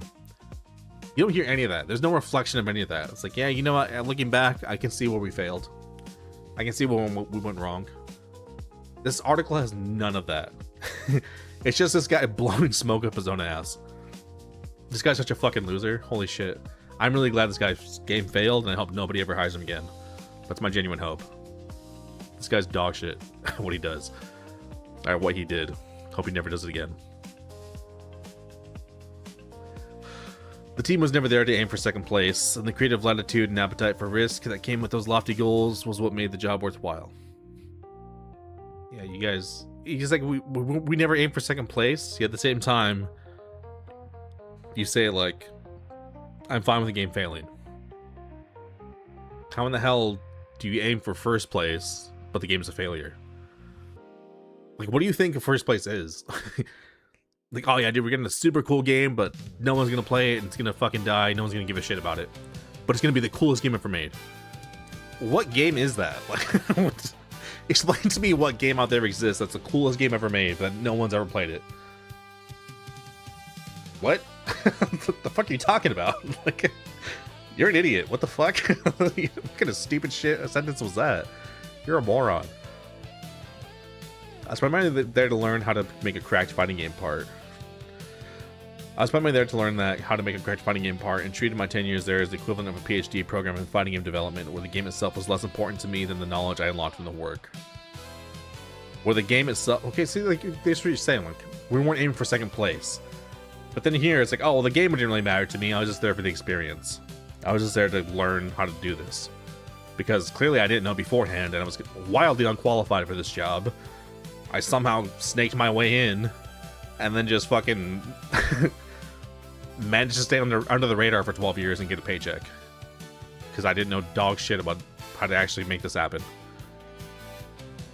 This is so telling. Like, why would you ever write this? Like, This is the it's like an anti-resume. This is basically the article of like, hey, here's why nobody should ever hire me for this ever again.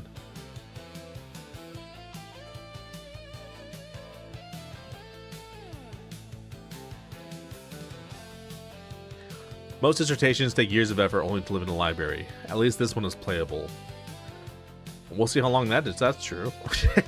If Riot cuts the servers, then, I mean, good fucking luck. I guess people are gonna play single player mode, or maybe Parsec your shit or something. Working on TXKO for me was the almost unheard of chance to work in a genre I loved, with a team I cared about, and very supportive. Okay, so it's like, okay, I didn't care if the game...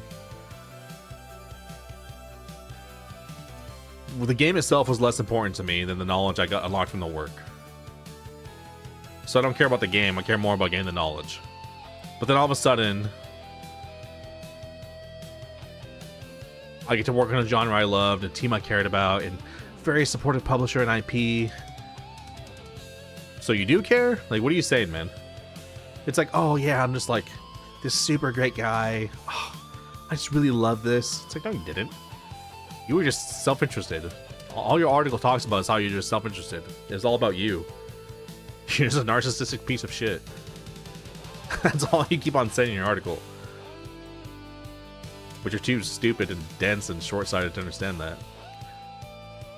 To squander that chance on something boring and safe, instead of swinging for the fences, would have been the biggest waste I could imagine. You didn't make something boring and safe. You squandered your 12 years. You had 12 years and you just fucked it. You completely squandered it. And I pray to God this is the only chance you'll ever get. Instead of swinging for the fences, it would have been the biggest waste I can imagine. You didn't swing for the fences. How did you swing for the fences? You did nothing revolutionary. Again, Tokon's pushing the limit. Like, hey, let's try to make 44 work. No one's ever done that. That's swinging for the fences. Like, dude, we're gonna do tag fighters. We're gonna do 4v4. We're gonna make Japanese-looking Marvel characters. We're gonna give Iron Man a samurai helmet. Like, that's pushing shit. You didn't do jack shit, bro. What the fuck are you talking about? Despite the fact I ended up working on it for 10 years, about twice as long as I had planned, it was never my intention to stay on it forever. There are too many other things I want to do, most of them don't involve working for someone else. I'm not a very good corporate drone. You're not very good at much at all, it seems like. Thanks to XKO, I got to learn far more than I ever imagined I would have about fighting games, how fighting games work, and what makes them tick. And I'm extremely thankful for the opportunity. Seems like you didn't learn much, bro. Sincerely hope that anyone else in a position to take creative risks on the corporate dime does so. The more irresponsible, the better, because we have enough boring successes out there already. Bro, no, don't fucking do this. Do the exact opposite of what this guy's saying. This guy's a fucking moron. This guy has no idea what he's talking about. Do not emulate this guy. If you're gonna emulate this guy, what you're gonna do is make a dog shit fighting game that dies instantly. That's what you're gonna make. That no one cares about, that everyone says is shit, that got bad reviews when it came out, and that no one cared enough to stick around with. That's what you're gonna get. That's your end result. And then you're gonna be a narcissistic, arrogant piece of shit asshole with your head up your own ass and think you're someone great when you have no reason to think that. you have every reason to not think that, as a matter of fact. Don't ever be like this guy. Instead, emulate the greats who actually made good fighting games. Look at the guys who made Marvel 2. Look at the guys who made Street Fighter. Look at the guys who made Third Strike. Look at the guys who made Street Fighter 4. Look to the guys that made Street Fighter 6. Look to the guys that made Guilty Gear. Look to the guys that made Dragon Ball FighterZ. Look to those guys. Those guys made great fighting games. Study their philosophy. Study their outlook. Figure out where they came from. So look at Harada, you know? Does Harada ever talk like this? Harada's more concerned about the fans than this guy is. This guy's concerned about himself. It's just me, me, me, me, me, me, me. What do I think is cool? Fuck you. You're not making the game for you. And that's all you want. Maximilian's like said, like, oh, we should make games for the FGC. Wrong. You should make games for the FGC. Those are the people that are gonna care about your game. What are you talking about? Don't make games for the FGC. Fighting games are for the FGC. Who the hell is it supposed to be for? What are you talking about? I played fighting games for decades. This game did not cater to me. This game did nothing for me. This was not made for me. This was made for this pretentious asshole. That's what this was made for. It was what he wanted. It wasn't what I wanted as a consumer. It wasn't what I wanted to play as a player. This guy didn't give a shit about me. And he keeps on saying it in this article. If this was the mentality of the team, then absolutely this game failed. Of course it did. How could it not?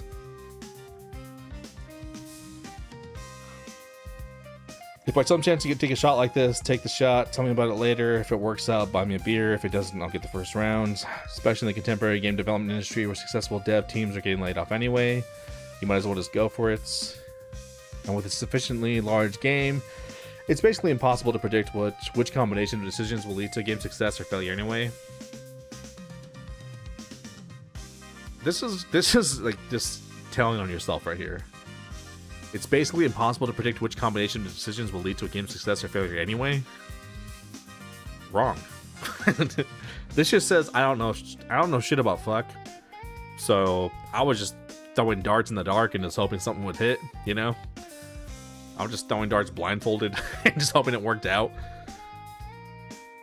Because I don't know what the fuck I'm doing. That's what this says. Which again was not surprising. Because that's how your game felt. So you might as well do whatever you can to make the game one you personally believe in and let it rock. No. No.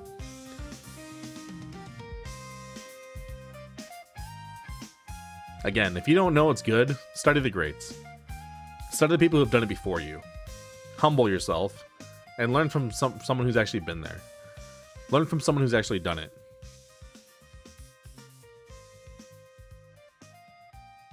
This guy clearly has horrible taste. So like, don't. If that's the case, don't just trust yourself and like, oh, I'm going to make a game I believe in. Fuck you. You don't know what you're talking about. Like, you're not. You literally just said it's impossible to predict what decisions will lead to game success or failure because you don't understand anything. If you understood these things, then no, it's absolutely possible. What are you talking about? How the hell do these people make successful games if it's impossible to predict? What the hell are you talking about? Dumb as hell. When the best possible reward for making a successful game is just that you get to keep on having a job, you might as well take the risk and with someone else's money. Yeah, this is just like, oh yeah, I scammed Riot. I was wildly unqualified, and I just made some bullshit game that they were willing to pay me for some reason. It's Riot's fault for hiring this guy. But yeah, this guy. It's just based on like, this is just saying I just scammed Riot. That's it. A boring job in games is still a boring job, and the medium is not going to go anywhere without creative teams willing to take risks that seem ridiculous at the time. If a risk pays off, it'll only seem ridiculous in retrospect. Yeah, this is just dumb. Like, what fighting games are taking this huge major risk, you know?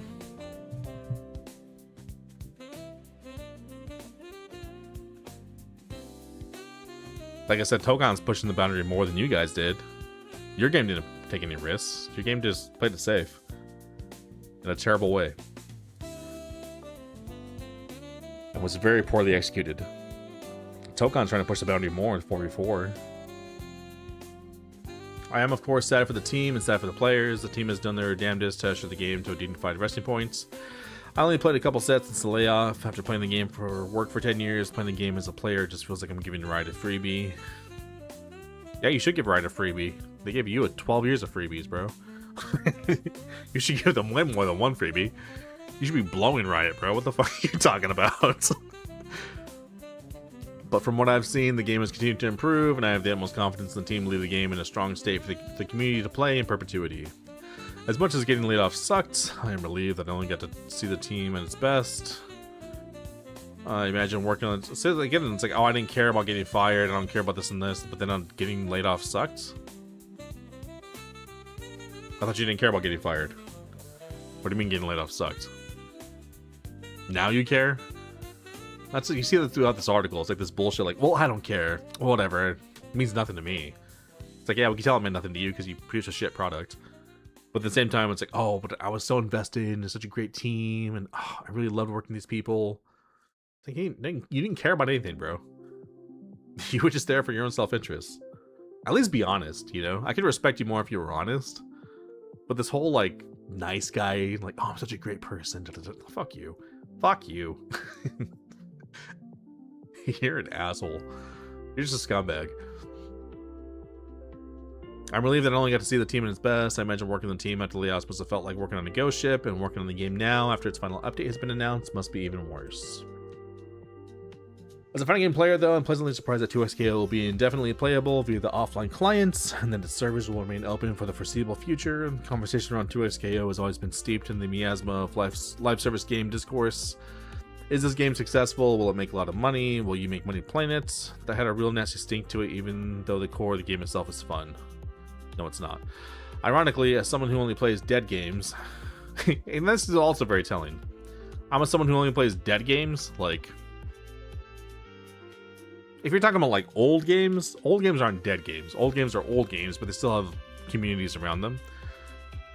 But if you're talking like you just play obscure fighting games that like just die instantly and like aren't successful and never made any real impact in the fighting game zeitgeist, then yeah, you have no idea what makes a successful game. You could never understand that because you've just had bad taste. Like, and you think you're above everyone else who likes good popular games that did make an impact, like Marvel 2 or something like that. But you think like because you like some obscure game, you're like higher minded, or like you're such a lowbrow thinker. It's insane.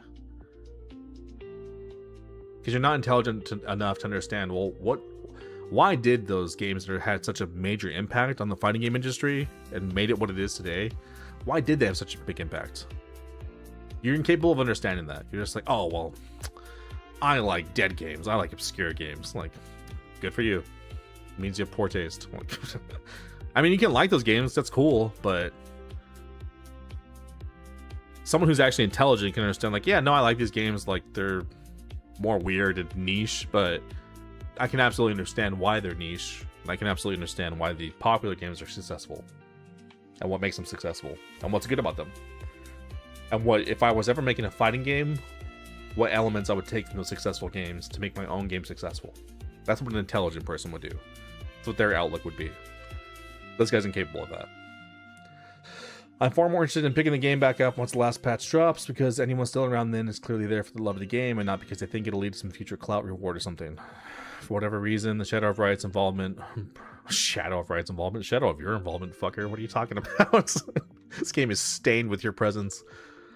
Brought out the absolute worst in the internet, and once that is gone, I think we'll have a great game that we can play freely for as long as we want. That is the part of the fighting game experience that I love most, and while I'd hope 2XKO's run would go a bit longer before joining us in the fighting game graveyard.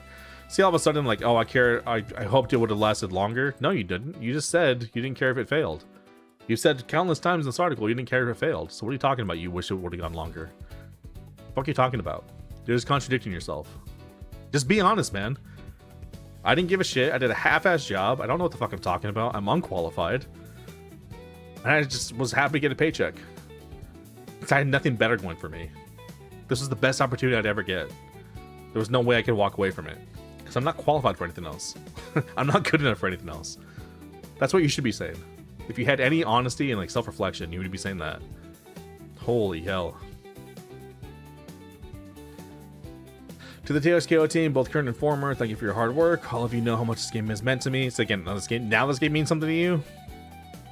What? I know it's meant a lot to all you too. I hope that once it's all over and you're able to find your closure and keep moving, that you remember the experience of making this game for the high points, all the moonshots we took in service of doing something truly interesting and innovative. This was not truly interesting and innovative.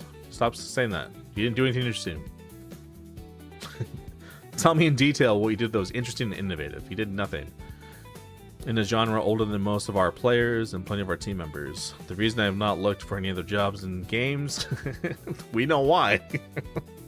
It's sincerely because I don't think I'll be able to find a chance to work in a team as creative, enthusiastic, and ambitious in fighting games without building it myself. All of you are part of something special, something I wouldn't expect to ever see again, and none of it would have happened without you. You haven't looked for another job because you're not qualified, bro. This is basically your death sentence. Can't believe you wrote this. I made it my job to make sure to spread the love of my love fighting games to everyone I could on the team, and I hope you take that love and nurture it. If not for fighting games, then for something that makes you feel the way that fighting games make me feel. 2XKO's run as a profit-generating machine may be over. This was not a profit-generating machine, man. They just gave you a chance to actually see if it's, after 12 fucking years, you created something somewhat viable. And honestly, shout out for Riot for that. They should have scrapped this project years ago. Like, this like stupid like communist language of just like, oh well, it was just a profit machine. Blah blah. Shut up, bro. Shut the fuck up. Yes, companies need to make money. Welcome to the real world. Grow the fuck up, like you dork. And your game sucked. Like, what are you talking about? You did neither, man. But I believe its legacy will live on in the hundreds of developers who all learn the craft of making fighting games together. I hope to make fighting games with you again. I hope to play the fighting games you make on your own. It's a lot more fun when you're doing it for yourself and with a lot less pressure. Yeah, pressure. Bro, you had 12 years. What pressure were you under? If this was Japan, they would have executed you. Like, what are you talking about, pressure? For all my years working on the game, when it came down to it, I always felt that my biggest impact wasn't on the game, but the team that made it. And I'm continuing to root for you all. If you came to us new to fighting games, I hope you're able to see that what we love so much about them. And if you came to us a veteran, I hope you're able to look at what we built with pride, a unique contribution. This is not a unique contribution, bro. Shut up. To the history of fighting games that couldn't have happened without your effort and expertise. To the 2XKO players, thank you for playing the hell out of this game that I spent my 30s on. It's been a hell of a journey, and while I'm sure this particular stop must be disappointing, it doesn't have to be the end of the line. Truthfully, it will be sad to see players leave for other games, and to no longer have new characters and balanced matches to be excited for or dread. Why would you be excited for characters or balanced matches? You didn't care if the game succeeded. You didn't care if the game died. Why would you be excited about that? Why would you be sad that players are leaving the game, that you have no characters or balanced matches? You don't care, bro. Remember you don't care if the game fails? Remember you said that with your own fucking words? So don't be sad now. Nah, keep that same energy, player. You don't care, right? You're above it all. You'll have to ask yourself if you still want to play this game when it's no longer a contender for the big shiny new fighting game. Nobody plays the big shiny new fighting game. People played it because they were hoping to like your game, man, and you failed them. And that means asking yourself why you play fighting games at all and what kind of experiences you'd like to have from playing them. People play fighting games because they enjoy them, just like they do any game. Like, it's not complex, bro. Just stop trying to get like deep and philosophical with it. People play fighting games because they're fun and cool, and your game was not fun or cool, so here we are.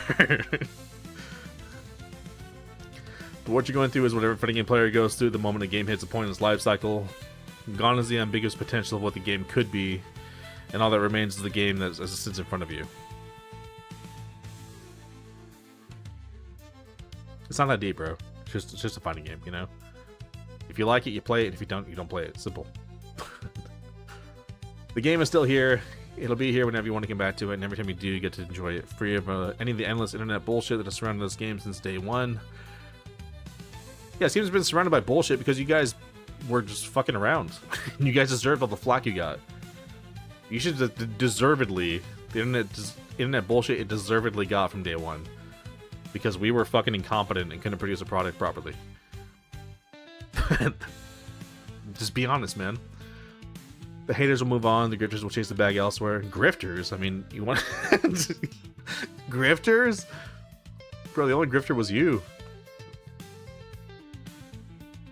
Half-assedly collecting a paycheck for 12 years from Riot. And then having the audacity to badmouth them. When you should be kissing their ass. And the only people left will be the ones who just want to play the game and have a good time.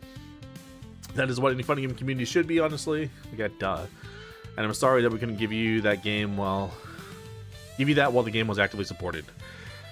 Now you're sorry again. You didn't care if you failed. What are you talking about? You're not sorry. You got what you wanted. The game failed. What are you sorry for? But as someone who has made tending to dead games his vocation, all I can say is that for those who choose to keep playing, your best hits are yet to come. If nothing else, I'll always have a setup at the clubhouse for any 2XKO player who wants to mash. Let's go.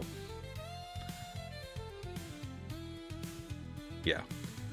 That was the just biggest piece of horseshit I've ever read in my life.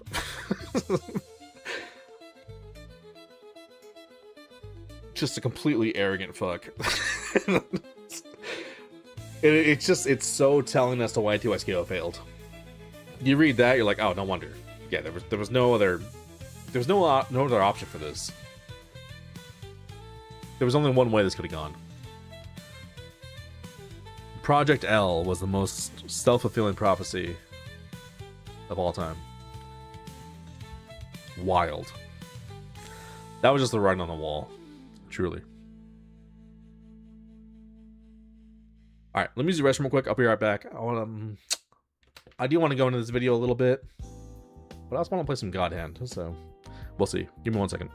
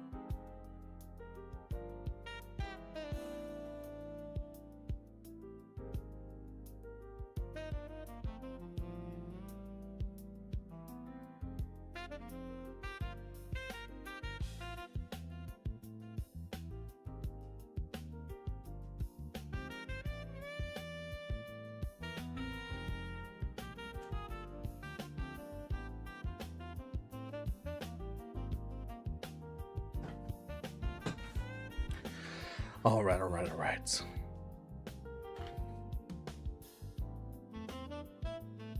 We can get into this video next time. It's pretty funny.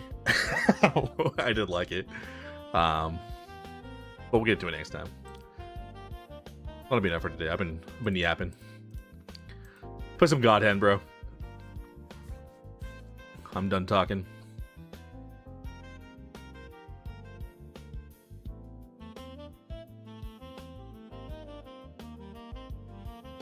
Whoops.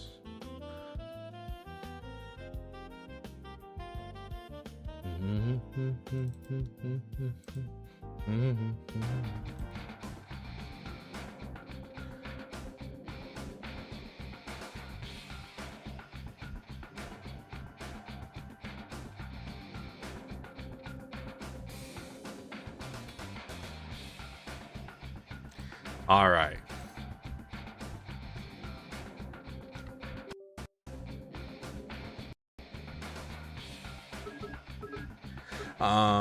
Let's go to the shop. I don't think we finished the challenges from yesterday.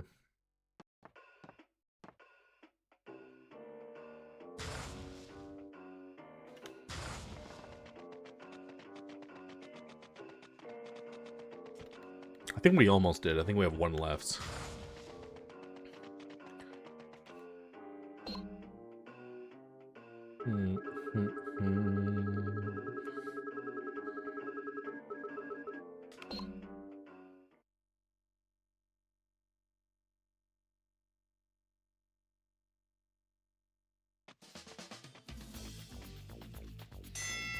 What the hell? What the hell?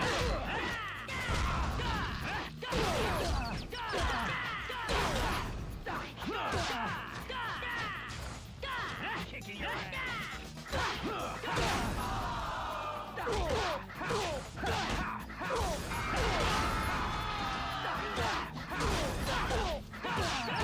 Come on.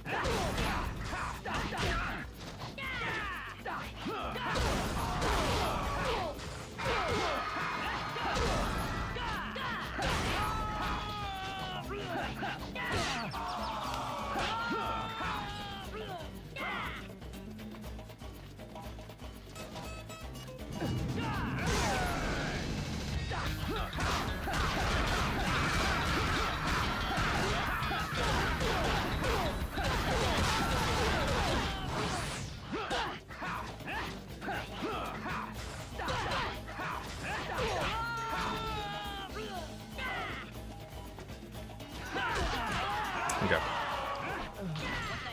Forgot what those guys do. But I remember now. Member, you member.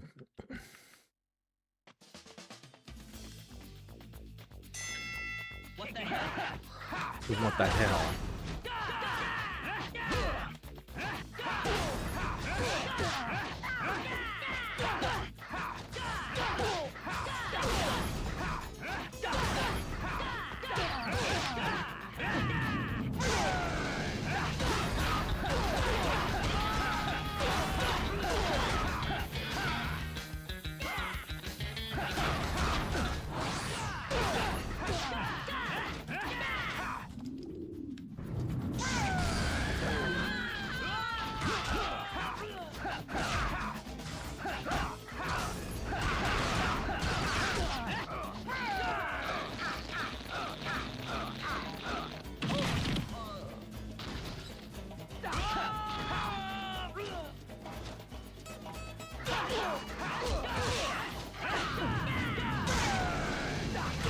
Bruh.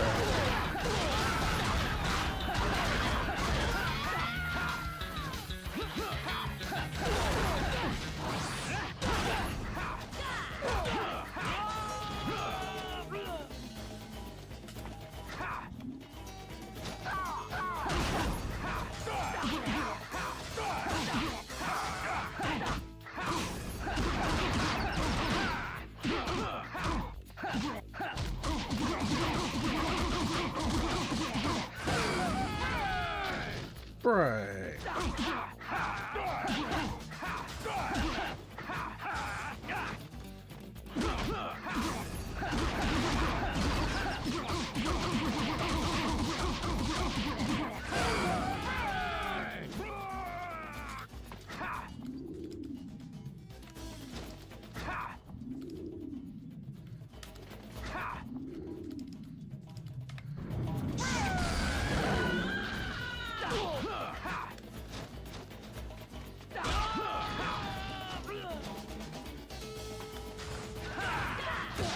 What?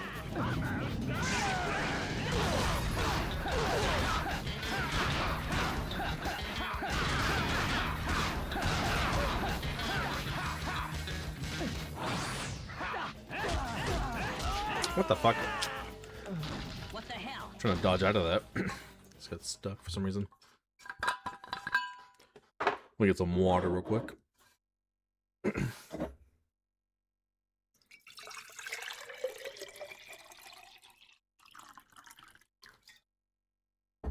I realized I poured that right next to the mic, so.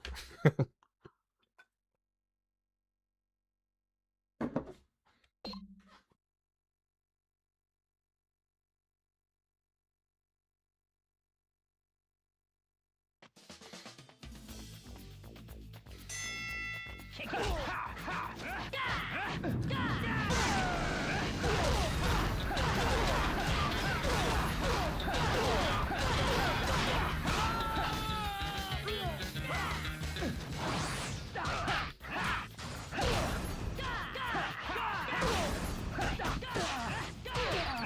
Dodge. Fuck you. Okay. I'm trying to dodge, man.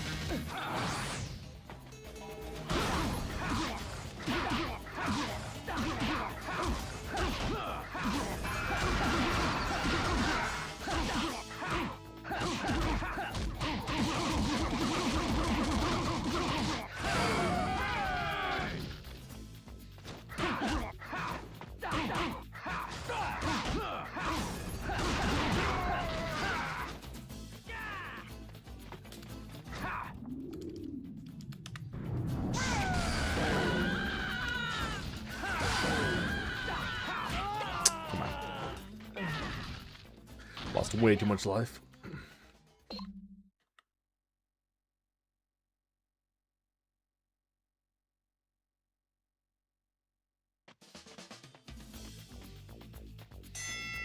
What the hell?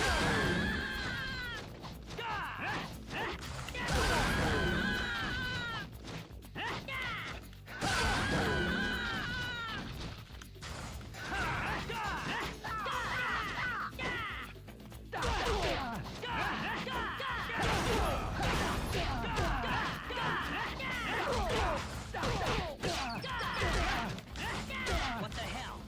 Kicking your ass.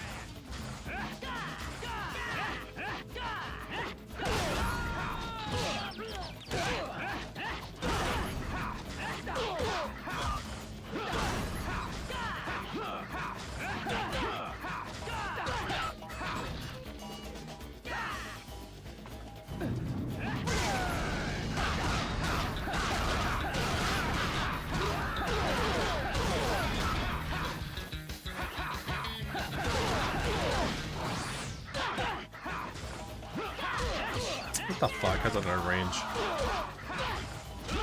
So stupid.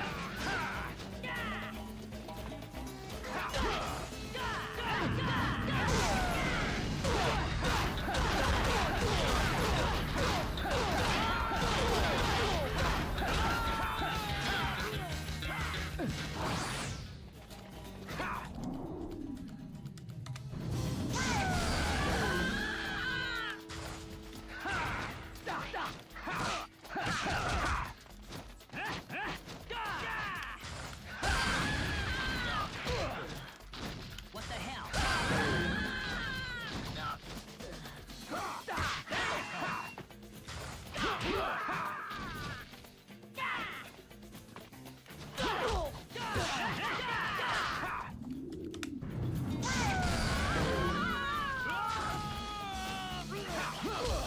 Fucking come on.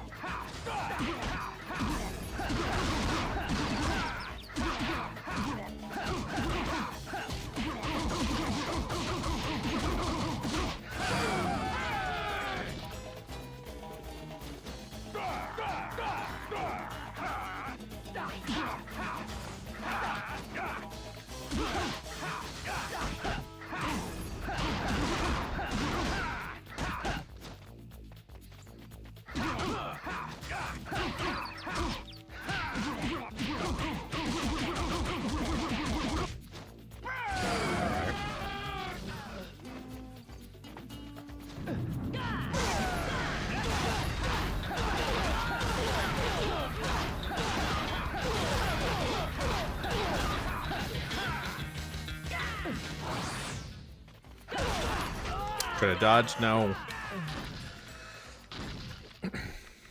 Getting closer. Lost too much life, but we're getting there.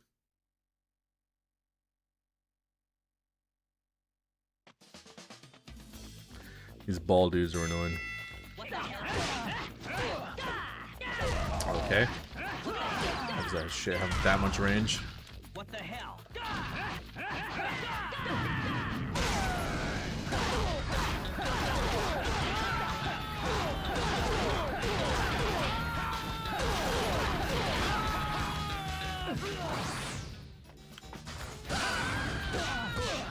Bitch, fuck you.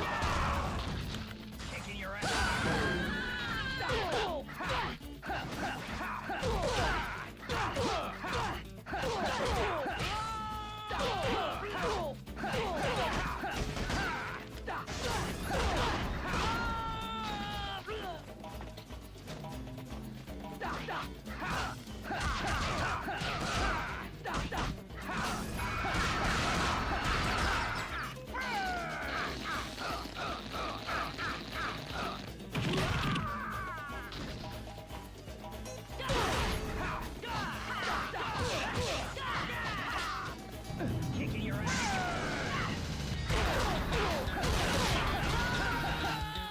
Come on.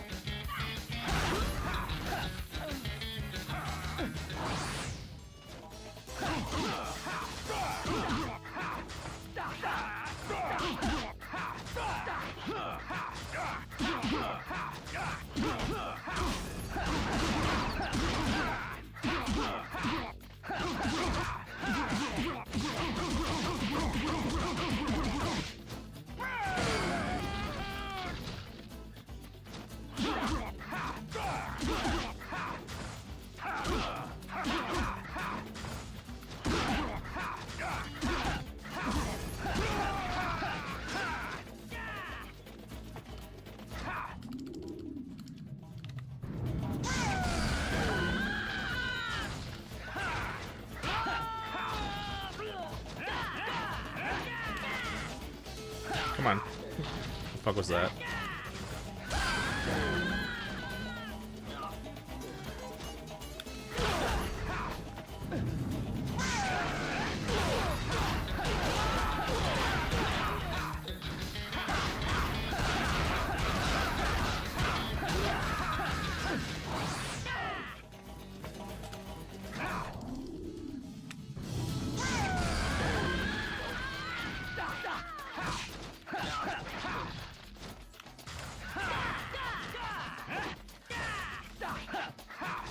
What the fuck? Bitch! Yeah, right. Oh, so much life in that? What the fuck? Stupid.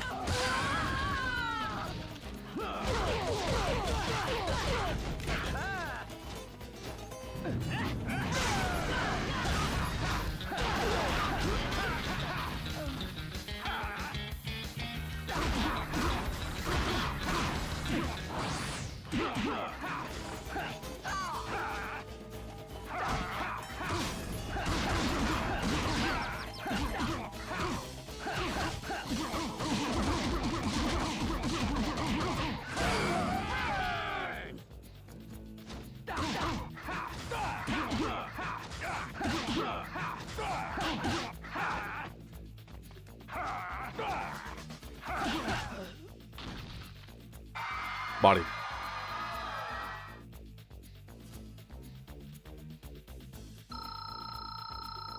$50,000 bonus? What the hell? A lot of cash. It's a good amount of cash. Which means we have a lot for upgrades. But you know what it really means? We can go to the high limit room. That's what that means. Let me save real quick.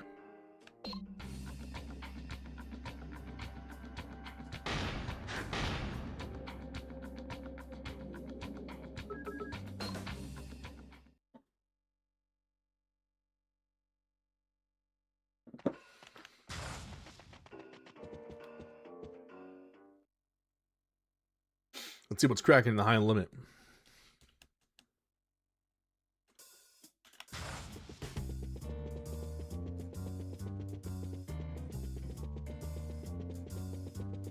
Oh wait, this slots, right? I think that slots. I think I gotta go upstairs. One more floor. And then we'll get the high limit.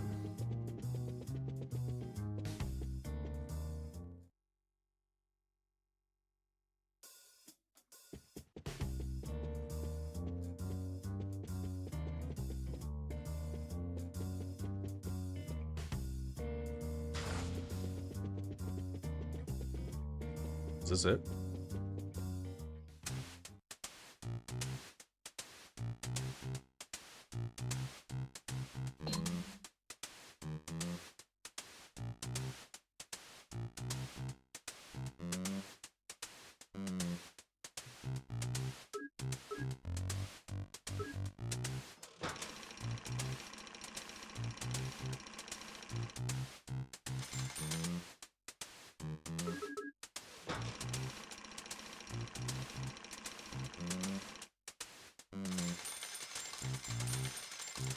Let's do a double time speed on this.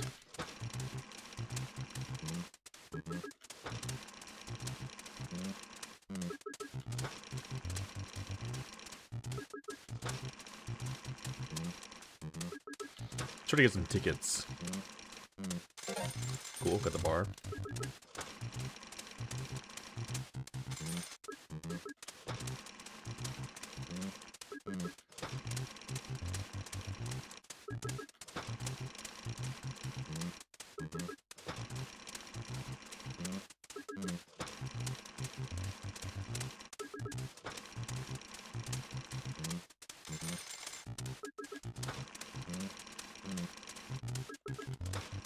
Give me some tickets.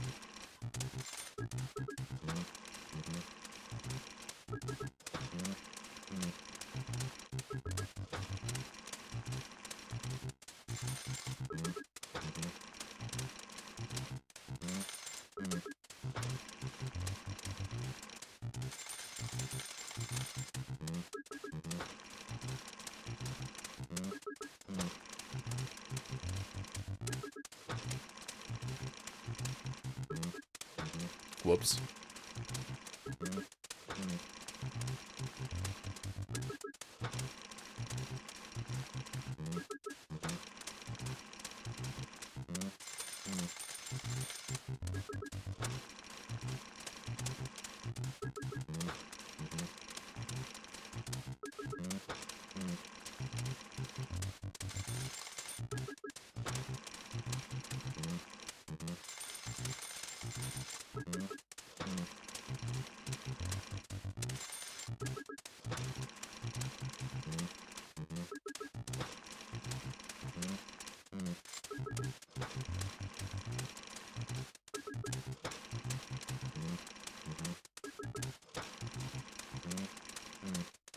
Come on, tickets.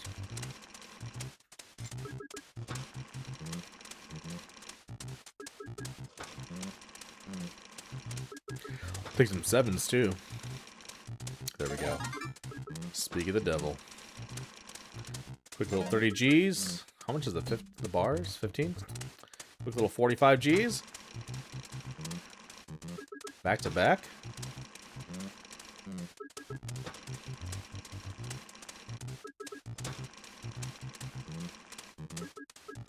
Give me tickets.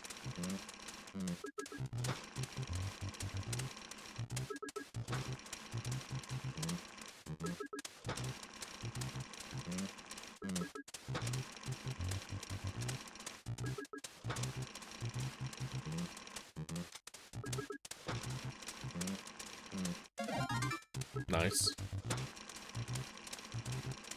Give me some more of that.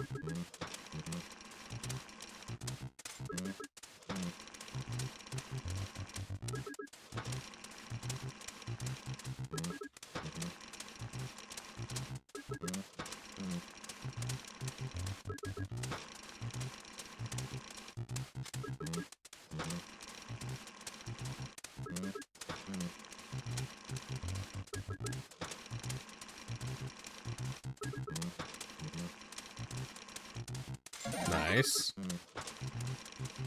We got actually a lot of money off of this. I think we got like an extra 50 grand. Probably more. Well, like 60 grand.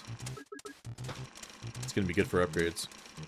I mainly want tickets because I want to.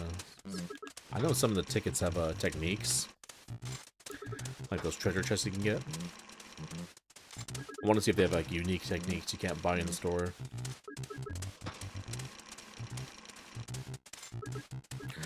But I'll take some extra cash while we're at it. So I can also buy more upgrades.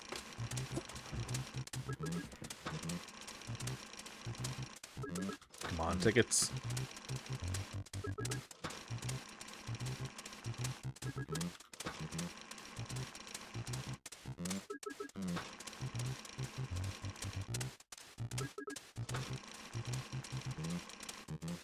Nice. Getting mad cash. I think we're up like 100 grand.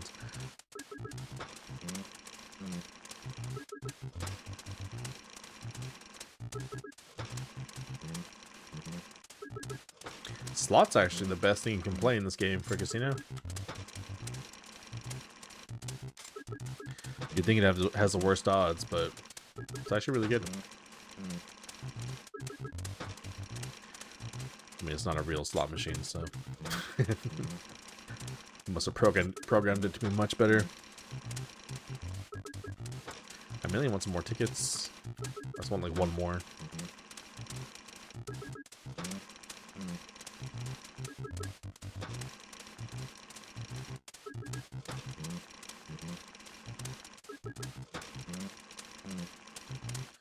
One more tickets.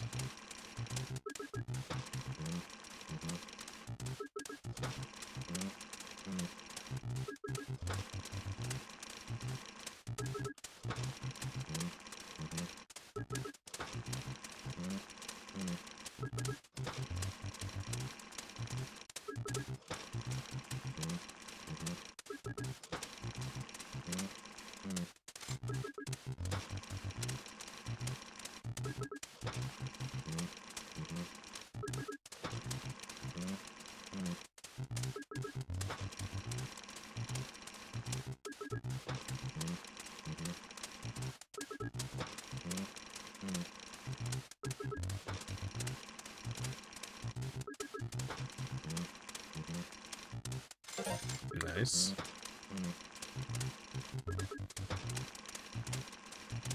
Just one more ticket, man. Come on.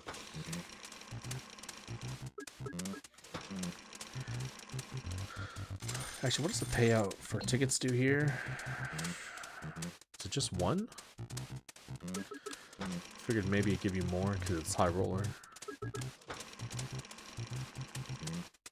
wonder if it does.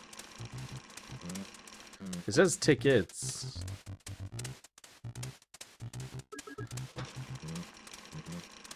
Like plural, but I'm not sure if that's the case with the other slot machine too.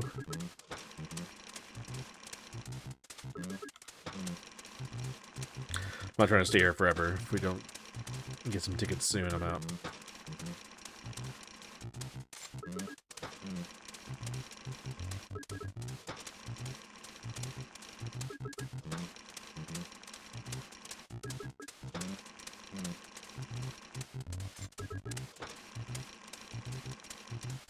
Come on.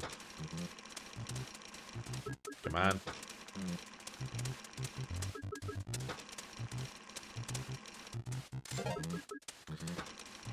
$15 Gs, take it.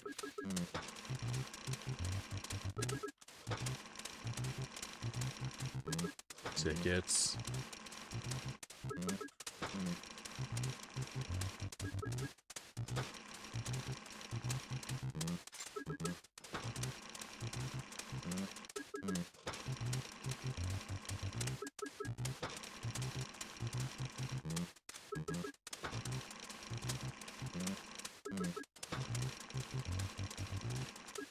Five more spins. 2, 3, 4, 5. Do one more. How about that? Alright, I'm out. Just trying to make like even 20,000. You only have one ticket. Can you only get one at a time? Actually, no, I don't think so. I think I got two before. Two at a time before.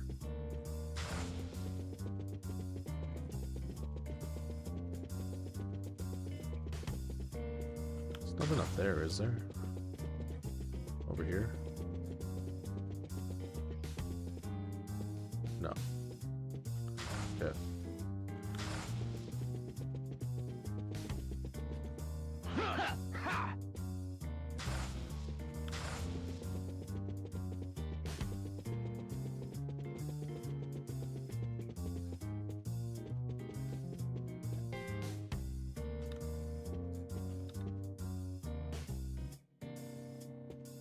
Once you clear stage 2, you can do the Chihuahua races.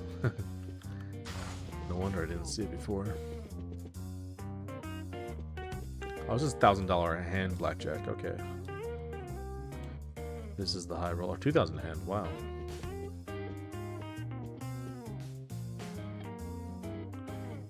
What does that pay?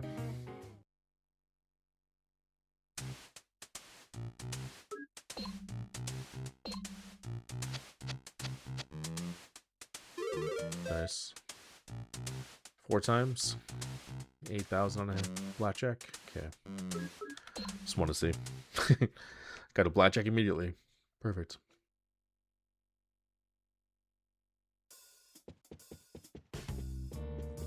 All right, let's try the left one.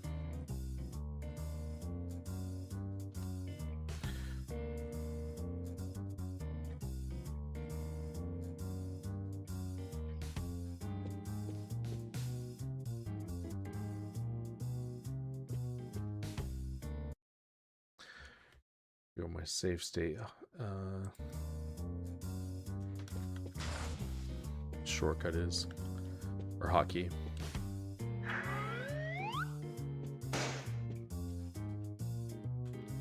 Fuck was that?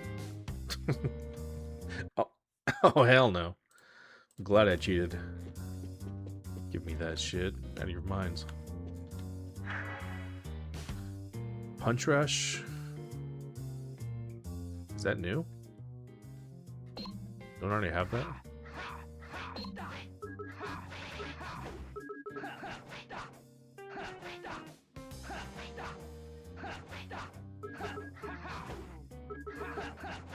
Yeah, I had Punch Rush before. That's not new. Go middle. Don't talk to me. I want to open this. Don't give me Punch Rush again. This game's trolling me now. Awesome. Gold, whatever. Go. No, I want to.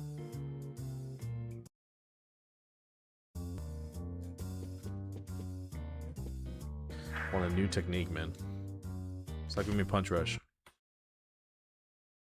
Is that the only skill you can get from this is punch rush? I'm guessing so. Awesome. Awesome.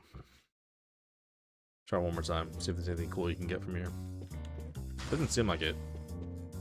I thought maybe there's more unique stuff you can get. But even scumming with safe state doesn't work. Whatever. I'll take the cash. I don't even need punch rush. I already have it.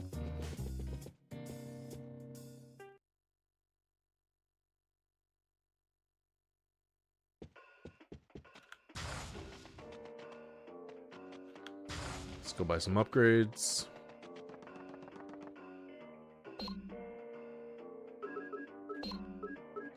The God Smoothie. Let's get the Shaolin Blast.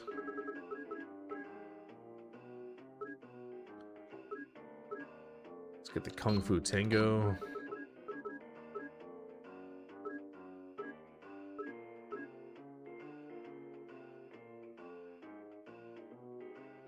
Shockwave 2.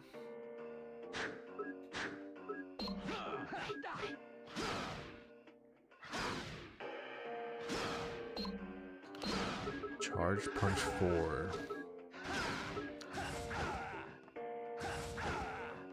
Half Moon Kick, 90,000.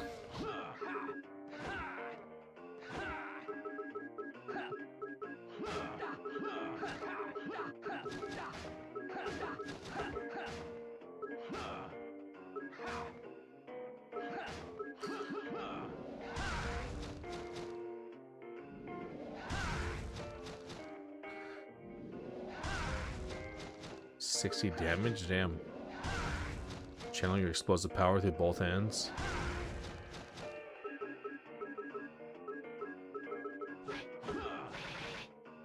Ooh, Mach Speed Jab 2.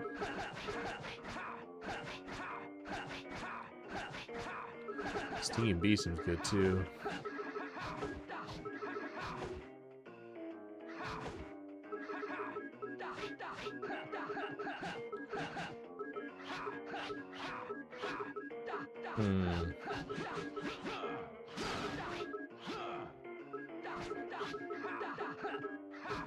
Pay up. Stinging Bee looks good. The Crescent Moon Kick looks cool too, but I think this actually be more useful. Mach Speed 2. Stinging Bee looks good too.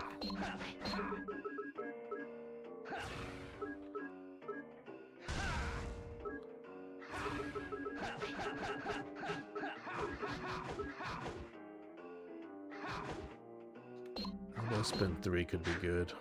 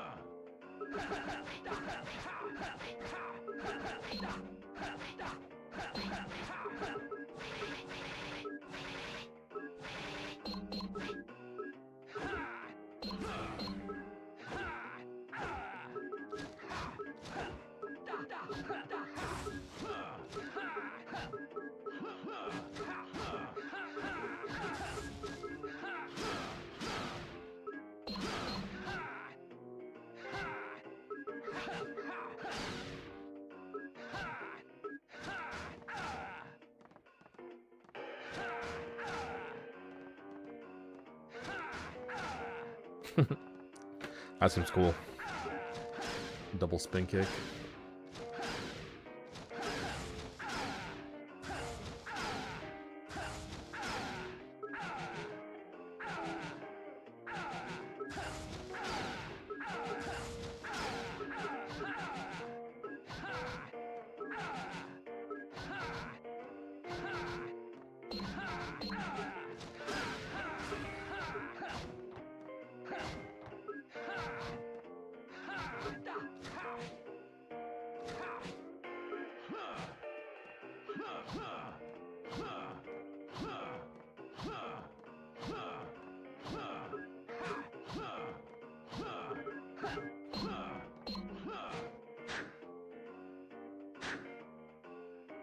Want to buy that other technique.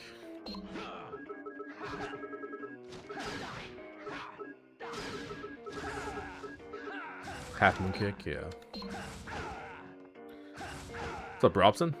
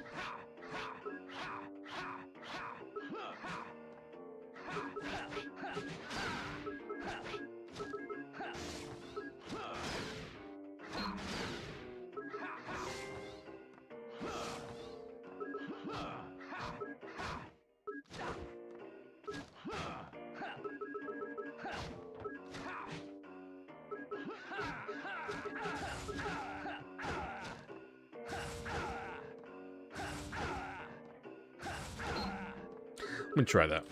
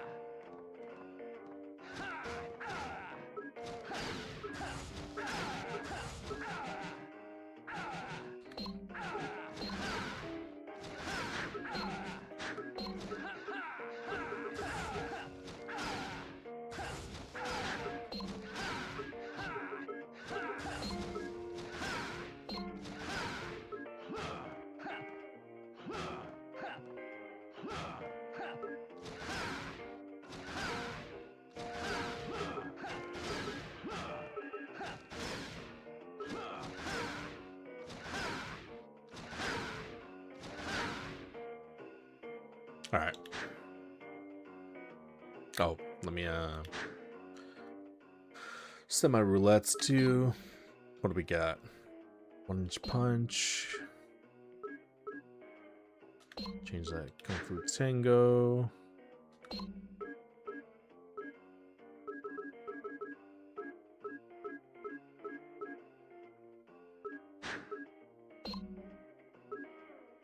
Launch technique.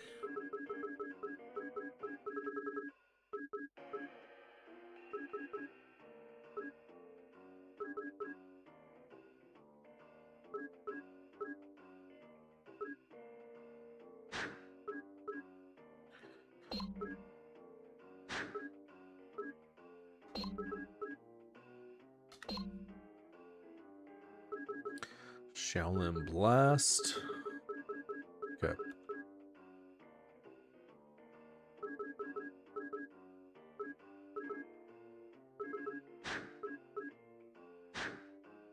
Cool. All right. Let's rock, baby.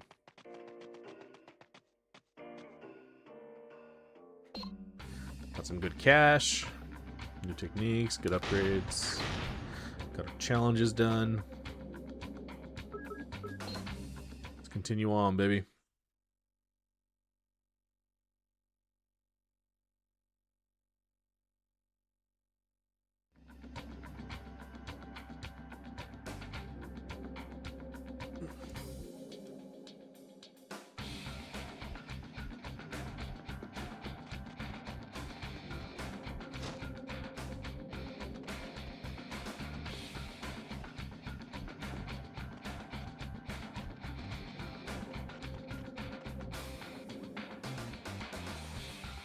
That doesn't open up. I like these scumbags. Trying to ambush me. Ambush this, bitch.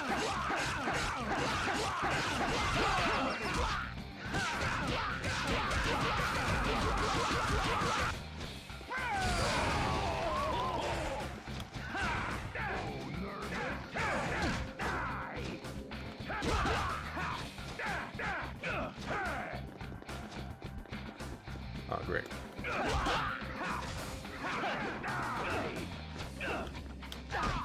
What the?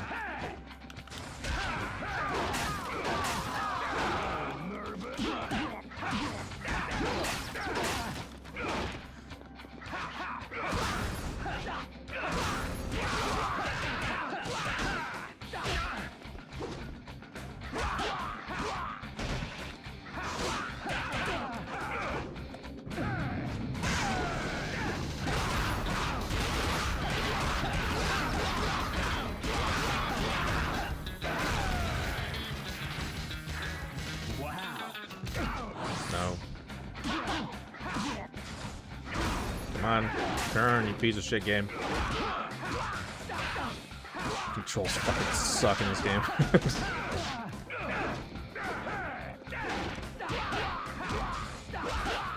Giving this game tank control is such a mistake.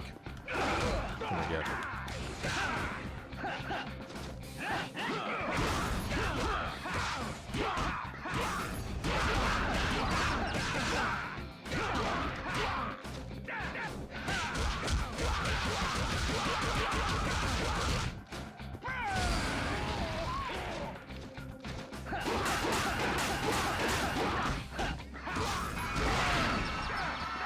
Come on.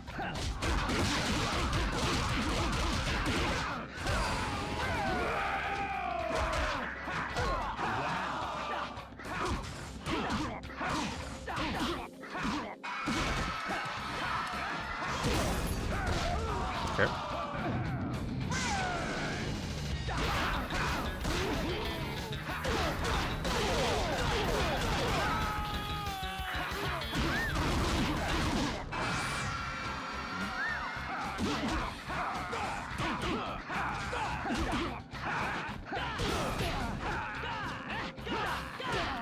Come on.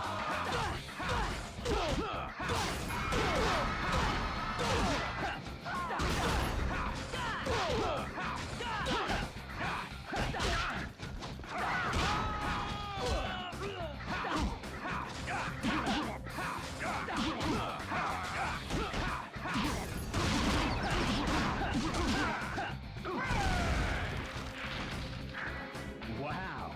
Wow.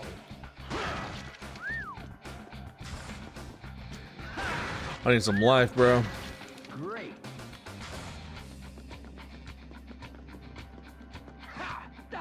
Come on, man. Give me life, please. Please give me some life.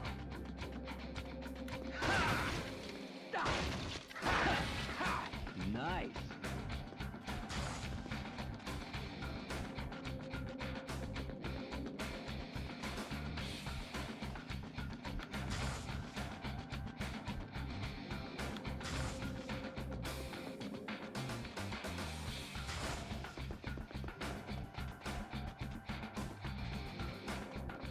Nervous?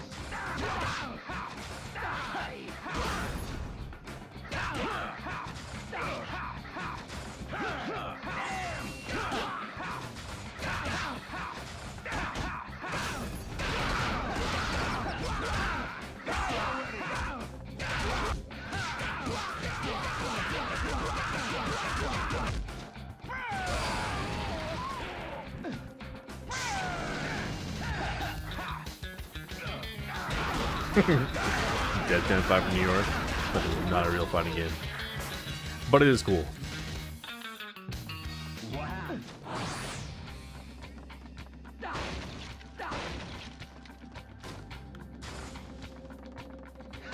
I saw they had a tournament for it at CEO. I was like, ah, that's pretty sweet. Great. I'm glad they keep it alive.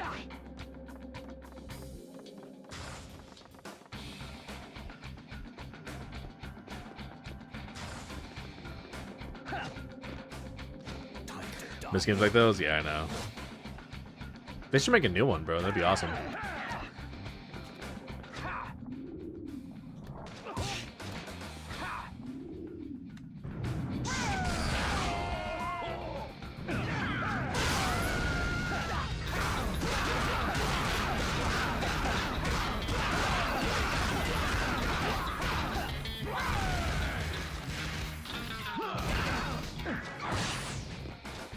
pipe.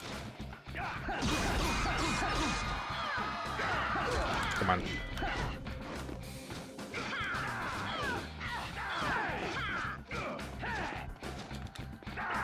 Oh my god. Bitch.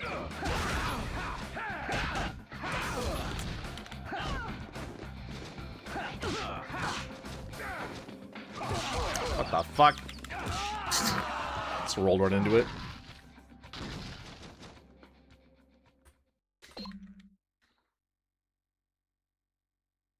Never any sauce anymore. Bro, people should make games that are fun again. Like, this game's just stupid and fun, you know? Time to die. Just make more of that.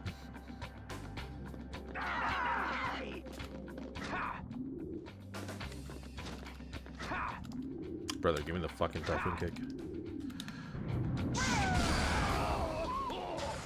Oh my god, how the fuck's that miss?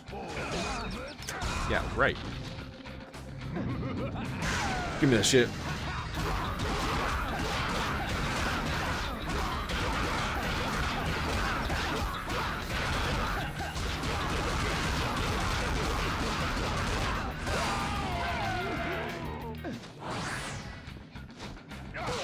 Come on.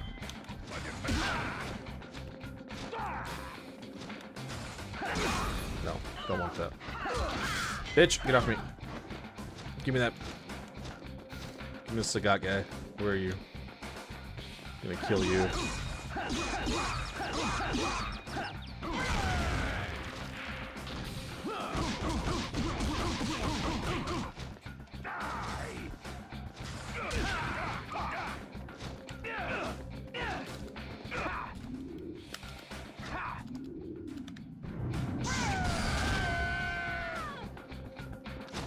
Run.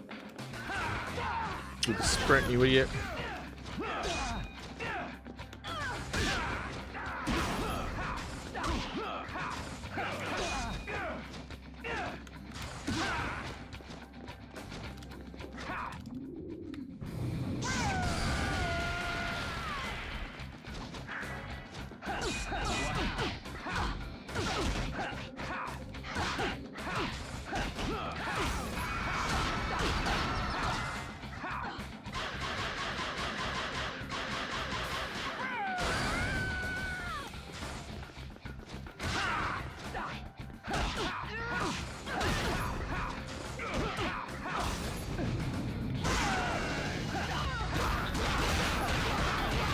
Sagat guy, Sagat guy, Sagat guy. Where the fuck is he?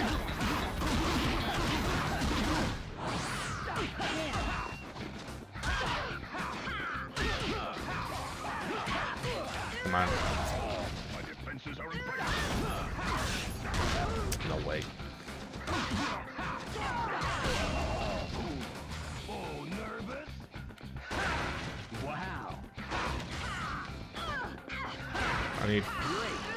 I need food. Give me health. Give me health. Thank you.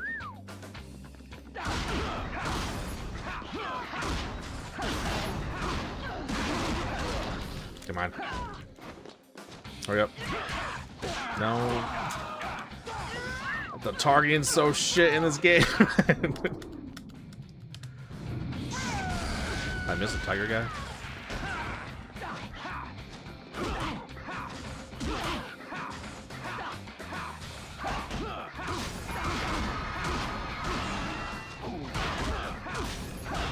No way he's not dead. No fucking way, dude. So annoying.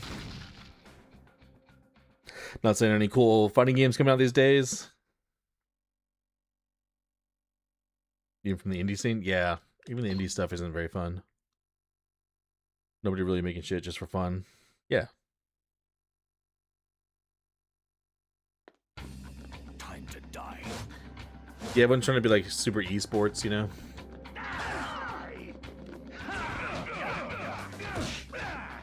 But like the original fighting games that were competitive were just made for fun. Just made to be cool. Cool and fun.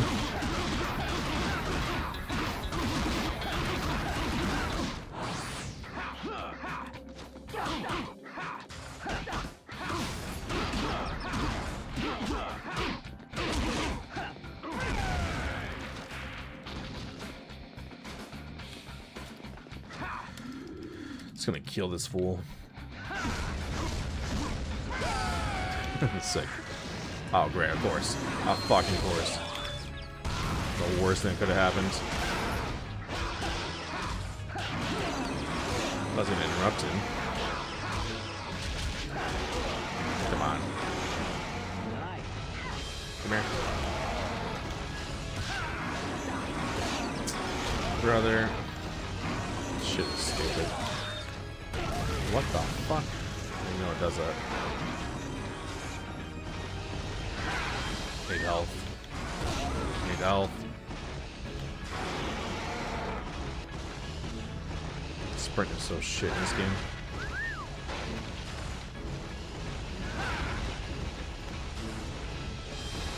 I wish sprint was a button.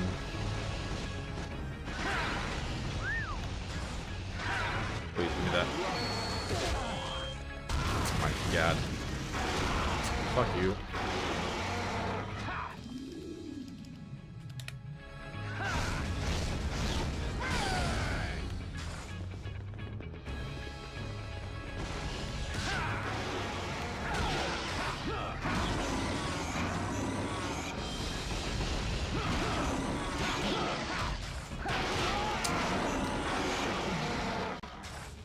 That was like the worst thing that could have happened there. Finally kill that stupid tiger dude and becomes a demon.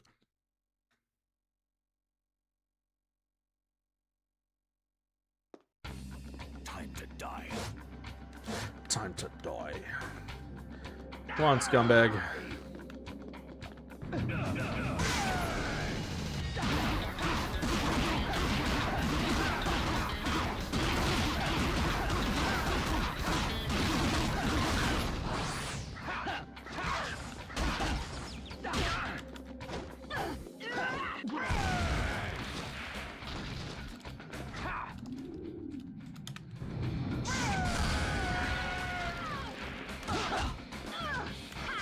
Oh my god.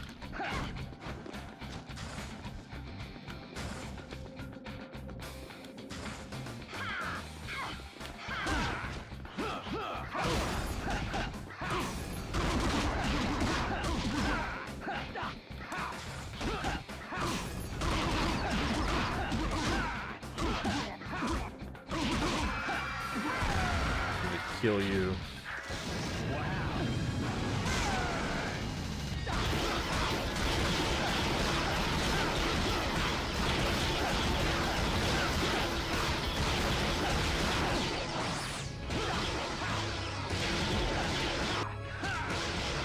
He's taking like no damage, what the hell?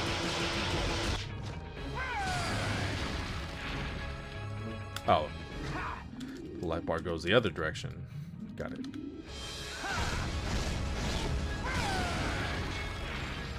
Nice.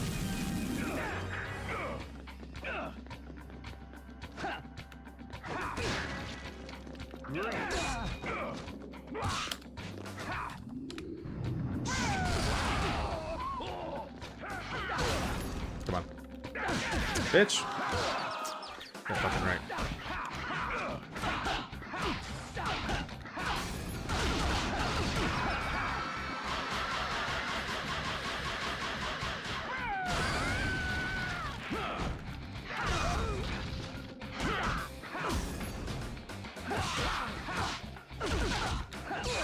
Bitch.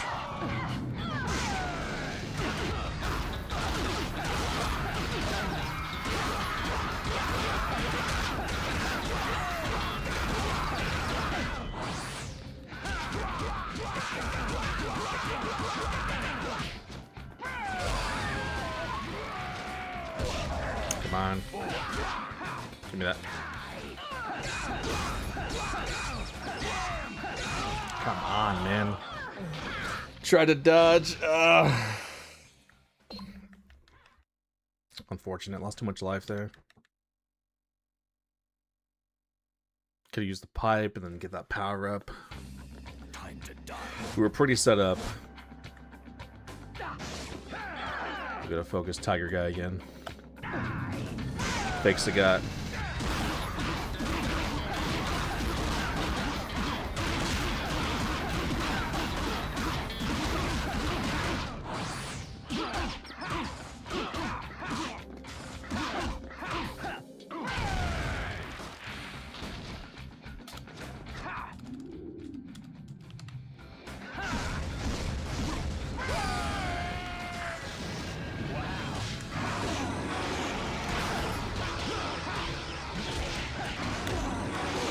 dodge.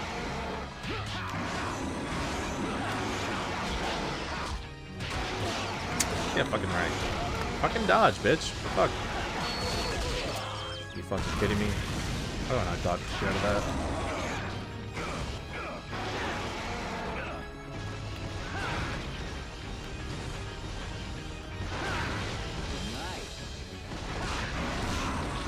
Fuck out of here.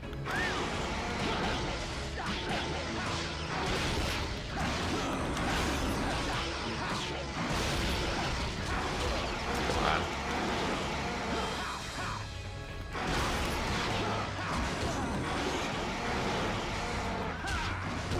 Getting hit by bullshit, bro. How the fuck am I not dodging? Now y'all want to get involved.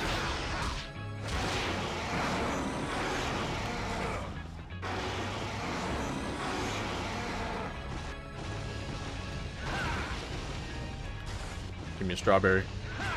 Give me a strawberry. Come on. Break the shit.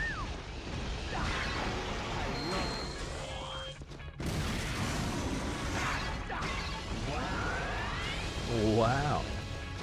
Come here, scumbag.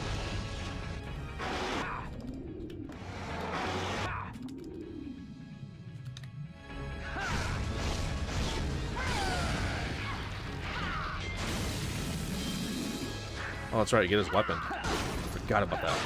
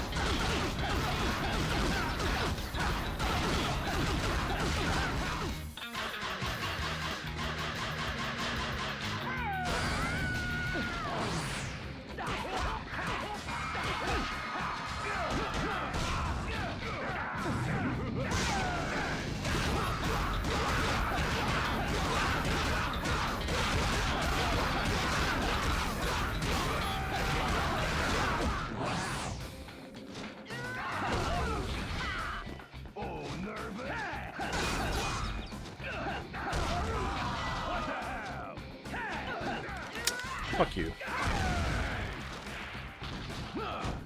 Give me the fucking pipe again.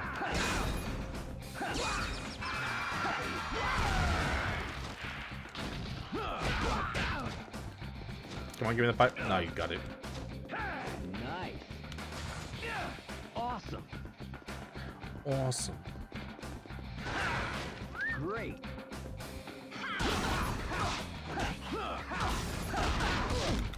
Bitch, fuck you.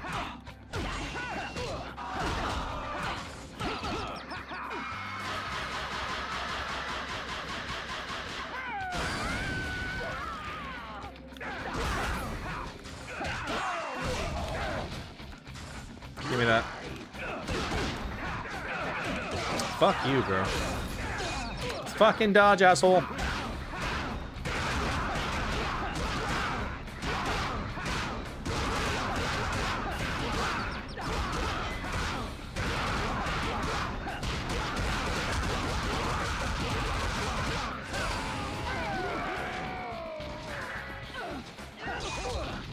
Bitch. Fuck off of me.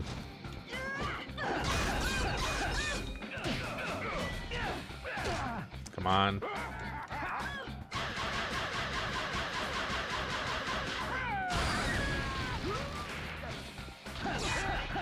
Wow.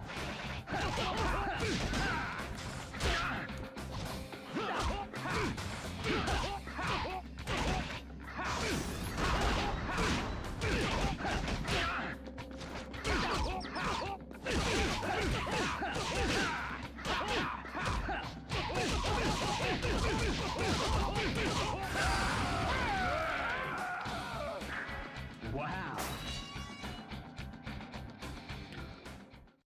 Scumbags. No, bro. This is it. Oh. Oh, this is it? Hold on, Olivia. I'm coming for you. Is this the boss fight? I was gonna say, let me get the stuff. Alright. Nice. Glad I'm able to get it.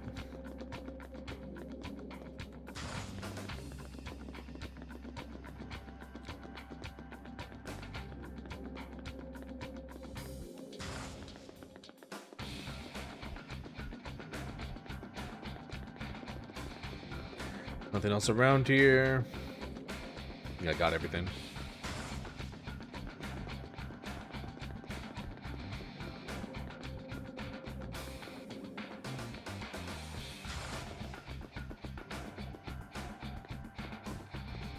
I can't believe we used to play games with tank controls. I forgot, like, a lot of PS1 games were like this. Even some PS2. Great. Where, like, you had to use the left stick to turn and, like, then run. Feels so horrible now. It feels really bad. There we go. I've been hearing this for a while. Awesome. Awesome. Of course, I'm up for the challenge.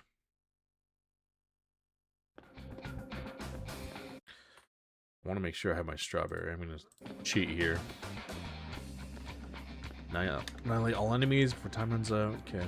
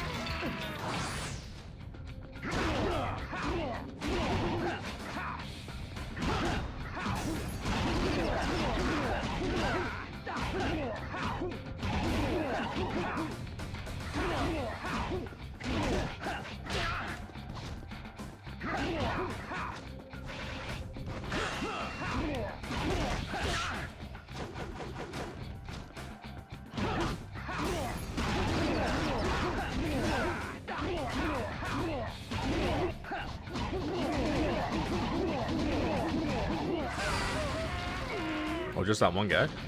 Okay. Sweet.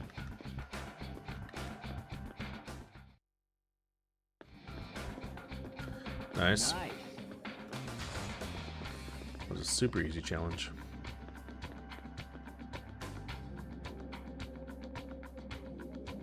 Well, it's only on level 2 though, so might be tough if you're on die or something. But how the hell you stay on die after that last sequence, I have no idea. So many enemies. All my servants, rise from your hellish domiciles. Rise from your grave.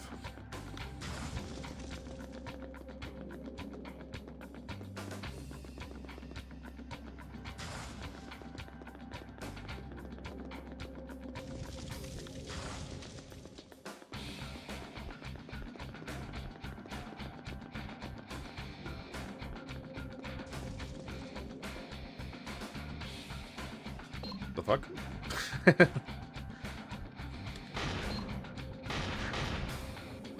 We just saved. Why can we save again?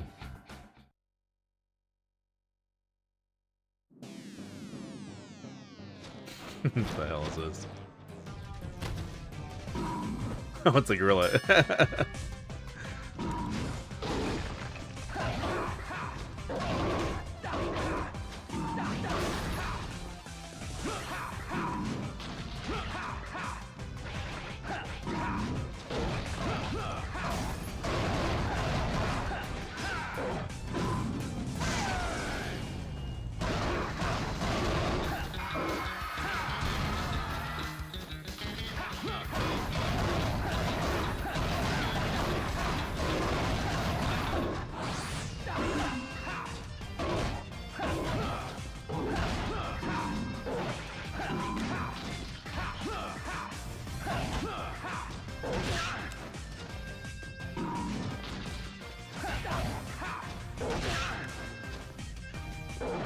what the hell? No.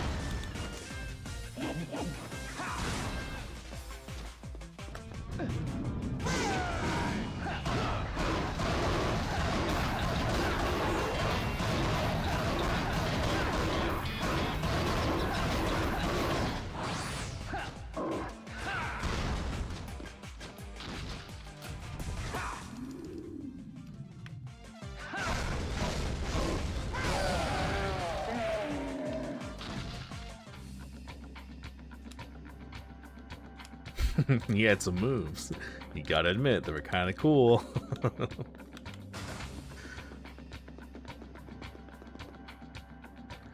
Dialogue makes no sense.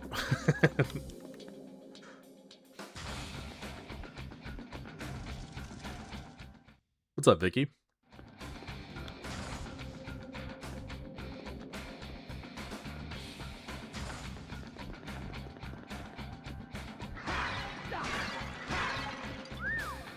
Give me a bunch of stuff.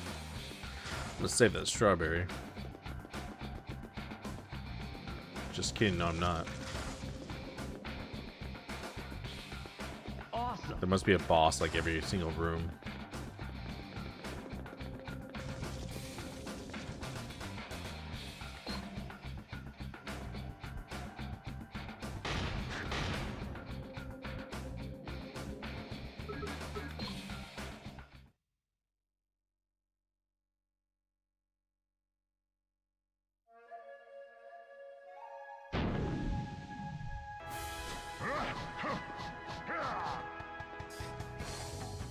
This is Ninja.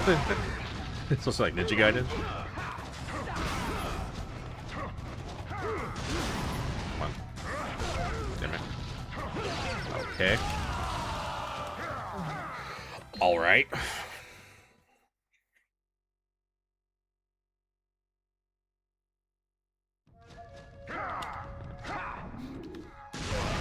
Okay.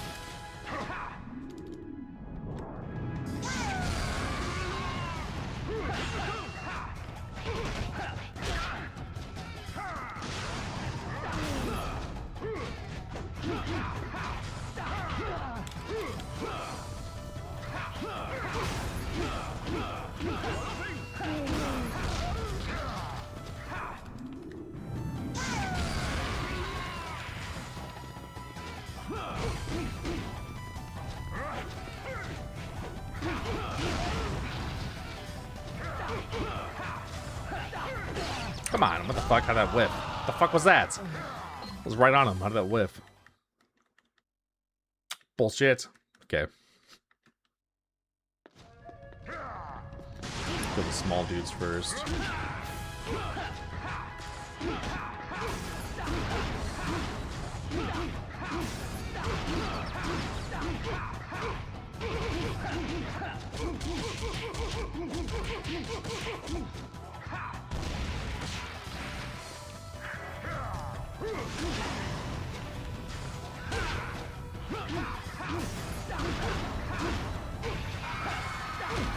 Come on.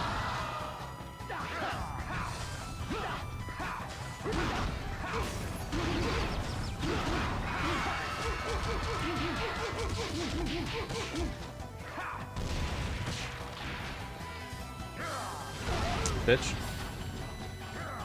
The fuck?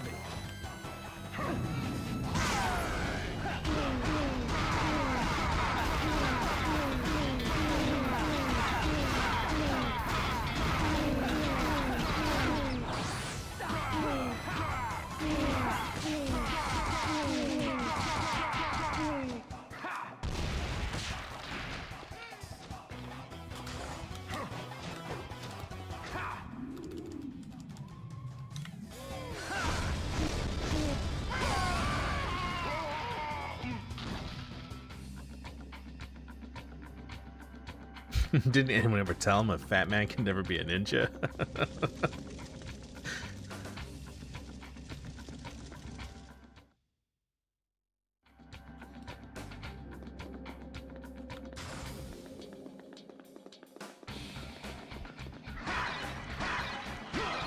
Great. Wow.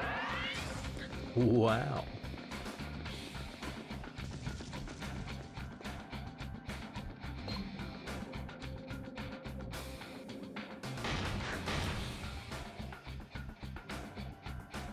What time is it? 9:30.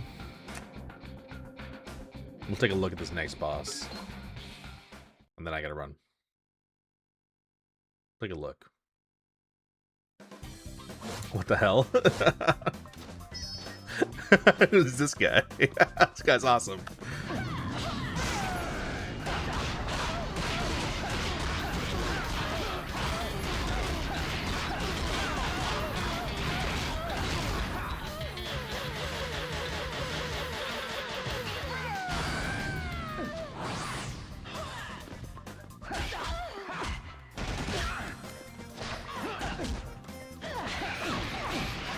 Come on, bro. What the fuck? Fuck you.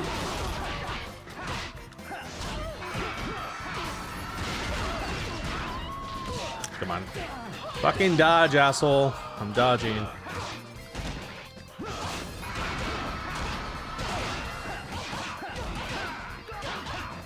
Where'd you come from? What the fuck? What the hell? Nervous? Where did that guy come from?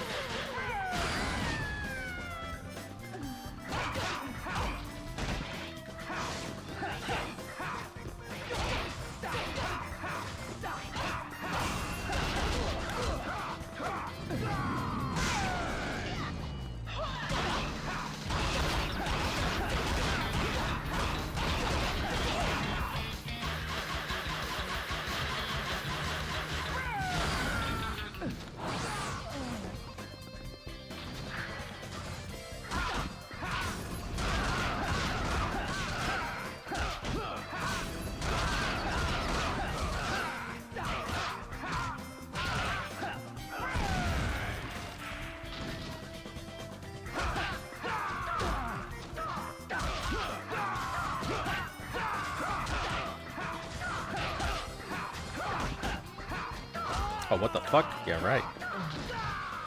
That's gonna break his defense. Alright, we'll get the guy tomorrow. I'm gonna call it there, guys. We'll be back tomorrow for sure.